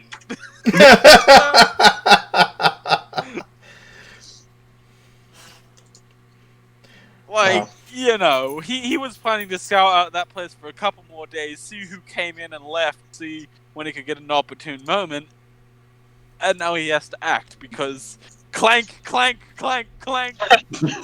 Yep. The only way. Honestly, Sarani just like telling everybody, "Don't follow me," and then we all immediately follow him. And then he just recognizes like, well, I guess there's nothing I can fucking do about this, so I guess we're just doing this now. Yeah. And Sarani's awful fucking stealth roll into the cave that made him basically visible to everybody. Pretty much. But those would be mine. Cool. Favorite Vizier moments from the group? Oh yeah, I'm totally on board with it. Yeah, just eat everybody. That's fine. Like, oh wait, no, that might not turn out the way I wanted to. Like it started as a great idea and then worked its way into this is why we have somebody behind Vizier. Like Vizier can do the talking, but somebody should tap him on the shoulder and go, we should think about that one more second before we finish that sentence. My favorite Vizier moment today, honestly, is just the transition in his personality from once he activates the astral visage. He was happy-go-lucky talking to the troll about staying outside and watching the door, but then as soon as he activated that visage, all of a sudden, like, all of his statements were very thoughtful and much more focused. Yeah. I loved the mental image of Vizier sort of squaring off against one of these Bulazows, and like a quasit just flies by and he just like casually backhands it to death and then just redirects his attention back onto the Bulazow. Yeah. Anyone else have something to share before we move to Luna? Okay. Nor? Favorite Luna moment? I guess during the combat at the end, I would have imagined her not being as like she had more confidence in herself, and like her reaction to that mage who attacked her was like, you'll pay for that, and she kills him with one hit. Yeah, that was pretty freaking awesome. And the whole interaction with Xavier, like he's showing her the ropes, and she's annoyed with that. Like, dude, I know what I'm doing. And yeah. Yeah, that whole dynamic as like a contrast to like how much the first part of the game seems to have been the party rallying around Luna and being like, you know, you're better than you think you are, you can do this. And like for the first time, Luna ends up in a situation where someone's trying to be a little bit patronizing towards her, and she's just instantly like, ugh, this sucks. I know what I'm doing. You don't need to talk me through it. Like, I've killed an aboleth. Yeah. Luna's used to being in charge, even if she doesn't want to be in charge. She's used to being in charge, right? Like, or at least of people assuming that she's competent. Yes. Considering my first interaction with Luna was clank, clank, clank. Hi, everybody. Yeah. No, but I love that as a concept that, yeah, you've got this first impression of Luna, but it's the sort of thing where you're doing this really careful, calculated plan. And I love that for Xavier. That would be like my moment for him. It's him having all this, like, you know, I'm going to be by the window and I'm going to try to take them out and you have to go in through here. And it's like, Luna could have just literally walked into the room and cast Spirit Guardians and most of them would have died. Yes. Yeah. And just to be clear, Angus, David, I didn't do that because you're in range. I think probably that's what they're due. I will say that Luna just like casting Shield of Faith, stepping into the room after all of that conversation where like Xavier's basically like, look, you need to distract them so I can kill these people because you're just a mess right now. You're just making noise and like causing all kinds of problems. Just go in there and make noise. You seem to be good at that, right? And like Luna steps in after casting like Shield of Faith and like 3 or 4 people are trying to attack her, and she's just standing there like, this is, like, it's no problem. Like, everything's just clanking off of her shield, and nothing is hitting her at all. She just is probably standing there like this competent, like, basically stone wall of faith as these things all gang up on her. And it is such a contrast to the idea that she doesn't know what she's doing, because she goes in there, she downs the guy that Xavier couldn't down, and starts just casting spells all over the room. It's pretty epic, like stalwart moment. I do like the interaction between Xavier and Luna. With Luna's finally found somebody. We finally have somebody who doesn't cater to Luna. Doesn't Serrani is just like, Luna's in charge, and Vizier's like, well, Luna's got a good idea, you know, and Angus kind of defers to her, and Xavier's just like, no, stop talking. You don't know what you're doing. Yeah, so it'll be fun. It'll be fun. Like the group dynamic between will be fun. It'll be really fun. Technically, he's older, so you know it Yeah. makes sense he would have that yeah. attitude. Oh no, I totally approve of the whole thing. I just think it's funny because we've all like deferred to Luna this entire time, and then all of a sudden there's somebody that's just like, no. Well, I think it's really good that way because, like, I think that both Nate and Xavier, I don't think you guys know the dynamic that Luna has with the rest of the party, right? Because, you know, you're new to the group, so like, you're just experiencing Luna in this single situation, and I think that the dynamic that was created was perfect because it's how it's based on what you know about her from just this interaction, which is perfect. There's no, but yeah, I really liked Luna just kind of like frustratedly deferring to this other person, and then walking into the room and just kicking ass. I really enjoyed that. So, David, I know you didn't have a lot of Angus moments today, unfortunately. I'm really, really sorry. But was there anything that, any favorite moments for Angus in the half hour or so that you got to be Angus? Yeah, just generally being quippy the way that Angus usually is. I like making people laugh. That's one of my favorite things to do in D&D. Mm-hmm. And so when Luna say like to Xavier, go, an old man, and it's like, well, Angus wouldn't know that. So this is going to be Angus's initial. Like, why are you calling me old? If we had continued past that, he would have like smashed through the window. Like I'm still gonna do that next session, but it's like. I still like the fact that the simple fact that Angus is still worried about Luna, kicks in the door, and the first thing he says is, "We don't have time for this. We have to go now." Like, and just looking around this room full of people, like, I hope I maybe like think we should- two. I think we should consider retreating because we're heavily outnumbered. Oh, you think Uh, we should consider retreating? Yeah. I was just about to snap. No, we Because got this.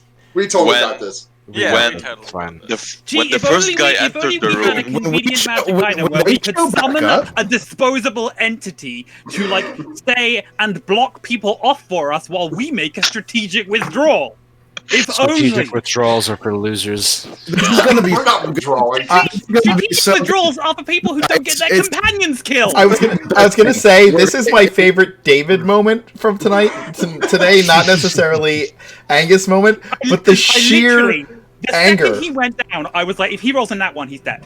And then it happened. Yeah, I thought that too. Yeah, the sheer anger that came out of, and frustration that came out of David is like, and then I feel like he channeled that into the exhaustion that Angus is feeling right now, and it just came out, absolutely. and like, just, the real emotion, like, you're not there, but I just know that if Angus shows up in that situation at any moment, like if there's a moment where Angus, Luna, and Xavier could get to the rest of the party and shows up and he finds like them in this situation, Angus is just going to be so pissed at everybody.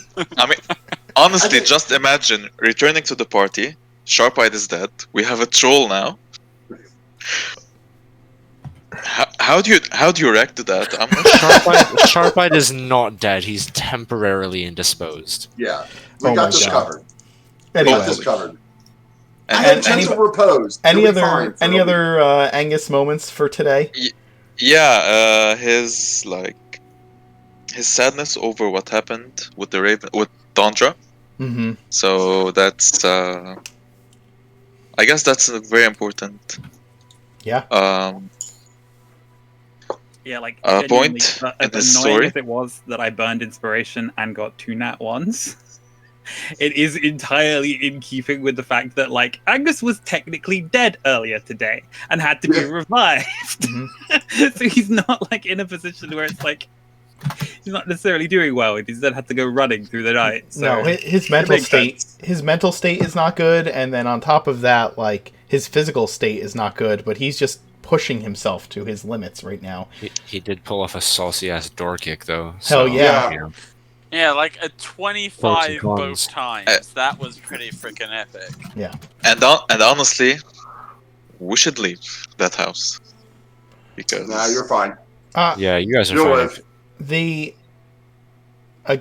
I really just, David, you channel a lot of role playing into very small spaces sometimes, and your dog is growing crazy. yeah, she is. You channel a lot of role playing into some very small spaces sometimes, and it is always impressive to me. Yeah, it's phenomenal. Yep. Kim, your favorite mirthiness tonight? It's more subtle. But the big thing here was that Mirth didn't retreat, and he stuck it out and he went further. And I like doing the inspiration things, and I love spellcasting, and puddle is fun. But like any other situation, most other combats he's been in, the first move he did was get to a corner, get really far away, or just leave and then fuck everything up from the side or from the back. And here, what he did was he just ran in. He brought up his strongest asset and just hunkered down in the back and took it. And I feel like he's adapting to a lot of stuff that he is absolutely not comfortable in, like fighting in small caves and not running away when danger presents itself. So Yeah. I love Mirth's absolute streak of arrogance that he used the bowl of commanding water elementals again, even when it went so bad last time. This. Because genuinely, the only thing that could have made that situation worse was if you lose concentration and now you've got a water elemental to deal with on top of everything else. gotta have I'm working on it. faith. I'm working on it. I'm invulnerable back here. You're never gonna. Actually, no, I'm not gonna say that. Never mind. Shush! Don't say it out loud. Yeah, I'm not. We're fine. It's fine. Everything's fine. Everything's fine. We're under other- control. Any other Sure we are. Mirth moments for today? I like the fact that Mirth didn't have anything to say during the eat anyone that comes up conversation. Like Mirth, the one place you would expect Mirth to like chime in, his only comment was, "No, it's a bird. It's like a bird, and it's not edible." Yep. Like, I just told him it's chewy and told him just not to eat Steve. Yep. Yeah. That's it. All you said was don't eat Steve. yeah, not don't eat anybody. Not maybe we should rethink this. Mirth's like, nah, sounds good. Just it's not even gonna. This is not a conversation I want in on. Yep. Anyone else Mirth moments today? Nope. All right. Also, I can't wait for the interaction between these three and the river troll, because the river troll is currently standing outside the cave. I mean, you're not gonna make it Luna, there Angus, in yeah, I know, a but while. Luna, Angus, and Xavier haven't met that troll. So if there's any situation, No, where they Angus meet has met the troll. will- Yeah, Angus has met the troll. That's the reason why Angus is here, because That's Angus the problem. realized, like, I can't convince these idiots that hanging around with a river troll is a terrible idea because it keeps threatening to eat them, and they're Not just me. obliviously like, "Oh no, it's fine." And so I basically went to go find Luna. Rick, Well, already said it won't eat meat, Luna, so I'm okay. Sarani has to listen to her. Rick, tell me your favorite Sarani moment today. Hopefully. Right now it's Sarani's unbridled anger at what's happened to Sharp Eye, his buddy. Like he's gone full on beast mode Mhm. right now, and is probably not leaving here until everything and everyone is dead. Yeah. Regardless of what the party thinks. Alex, if you need to cut out at any time, let us. Just let No, us know. tonight we're not playing. It's next week we get started. Okay. So- Cool. All right. But it's good to get used to it. Yeah. All right. Any other Sarani moments around the table?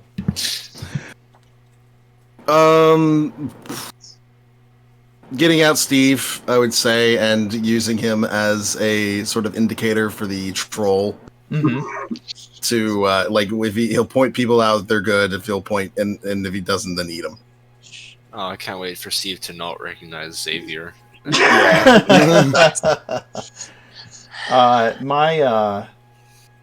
For me, just let's see the sheer number of different things that Yep. Sarani can do. Like he's just okay. So Sarani, I think it makes sense for Sarani because Sarani is literally this amalgamation of like so many like things, like a shambling mound mixed with a myconid that was created by abyssal taint to the mortal material realm, but then cleansed by a myconid sovereign. He's just this mix of, he is created from this muck and mire of stuff. And so his abilities are this muck and mire of stuff. He's just got all of these abilities that somehow work in conjunction with each other, but they're all over the fucking board. And I think it works for the character that he's filled with things. Yeah. It's I love just that, so much like shit. Sarani's rage was genuinely kind of the exact thing that Sensei Morrison was describing, where because you've given into your rage, you've created a terrible situation because you extinguished the flame blade that was giving light, that was allowing Sharpeye to actually fight alongside you, and so it massively disadvantaged him for your benefit. And I hope that that's something that Sarani might. Oh yeah. It's definitely going to sink in after he calms down, but it's not something. Yeah, because Sarani was mad. Sarani got mad that the flame blade just wasn't working. Like he's like, this is the thing that I go to. This is my go-to weapon, right? Like, you know, and then nothing. Okay, all right, let's go to Plan B. So, yeah, I'm hoping that we'll see what happens next week with the remainder of combat. Absolutely. But yeah, Sarani is a Swiss Army knife of random shit. Yes, he is. In both race and class. Yes. Classes. Xavier. So Nate, favorite Xavier moment tonight? I think what has been said is pretty much been said. Like, I love the dynamic between Luna and Xavier. I wasn't intending it to be like that, but like, you know, just with Luna coming and getting a 9 and like essentially ruining all his planning from the previous day, it's just like, yeah. The introduction, and then I love doing his accent. Doing a southern accent, it's very fun to do, you know. I love that entirely independently, Xavier asked Luna for help dumping bodies into a well. Absolutely. Yeah, it just works. No idea that had happened before in the campaign. Just one of those moments of serendipity. Whenever there's a body, there's a convenient well to dump it in, I guess. Yeah. Luna's been witness to both times now. Uh-huh. So like I said in the chat, though, I'm really glad that Anghus has advantage against disease, because if we keep dumping bodies into well, we're going to start getting dysentery. I think the first well was dry. I think so. Yeah. What? Yes, I think so. Yeah, the first well was dry. Yeah. I dumped the Horned Order bartender into a well. Uh-huh. I have to say that I appreciated the fact that, like, not only the way the dynamic worked out of Xavier being frustrated about Luna's ruining his planning, but then the precise execution of the cultists, just showing his competency. You know what I mean? Like, he could have killed those cultists anytime he wanted over the last day, but he was waiting for an opportunity, and he was waiting to find out as much information as he could, and when it was time to act, he just did. So and immediately took out those two. Yep. Instantly. Yep. And I don't think he's the type of person to hold back against these cultists, and that might come into play later on. So yeah. Just a note, Luna's already used some of her spells before coming here, and she's, I think, at half HP, so yeah. I'm excited for Mirth to meet Xavier, because I feel like they're similar in a lot of ways, but Xavier, like, they both plan everything out, and Mirth has so much stuff running at all times, and then as soon as it's executed, Mirth is really just touch and go, learn more stuff on the way, and get out as effectively as possible. And Xavier is like, you know, calm, precise, bow, headshot, turn, drop the other one, run. So it's gonna be interesting. Xavier's a true sniper, which is really cool. Yeah, I'm looking forward to seeing how he interacts with the rest. How his abilities mesh and make us better at, you know, the whole combat thing. Yeah. But better is 50 damage per round at 600 foot range. Yeah. Well, I also think that this combat, last one didn't, but this combat shows the difference between when we have Anghus and Luna and when we don't. Yep. Yeah. Yep. Especially with Angus's mobility, Luna being able to keep us up, those kind of things. Angus is always in the right place at the right time. Yep. And not having that ability really hinders us in combat. Yep. So also, I can't use any of my good spells because they're all divided. Yeah, they're all over the place. So I'll say that my favorite thing for me as a DM today was just kind of giving the opportunity for Luna and Xavier to interact together.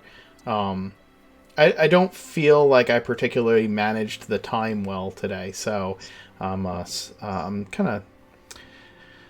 I feel like I did a lot of running combat, so it was a very combat-heavy adventure. But I don't know if there are favorite DM moments out there from you guys that you may want to share. I love Troll. Mr. Giggles, so just giggles. I guess stopping the combat the first time, just as Luna entered that cabin, that was a very cinematic cutaway. Yeah, sure. So that was cool. Cool.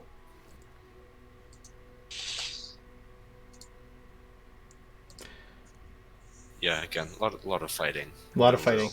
Yeah.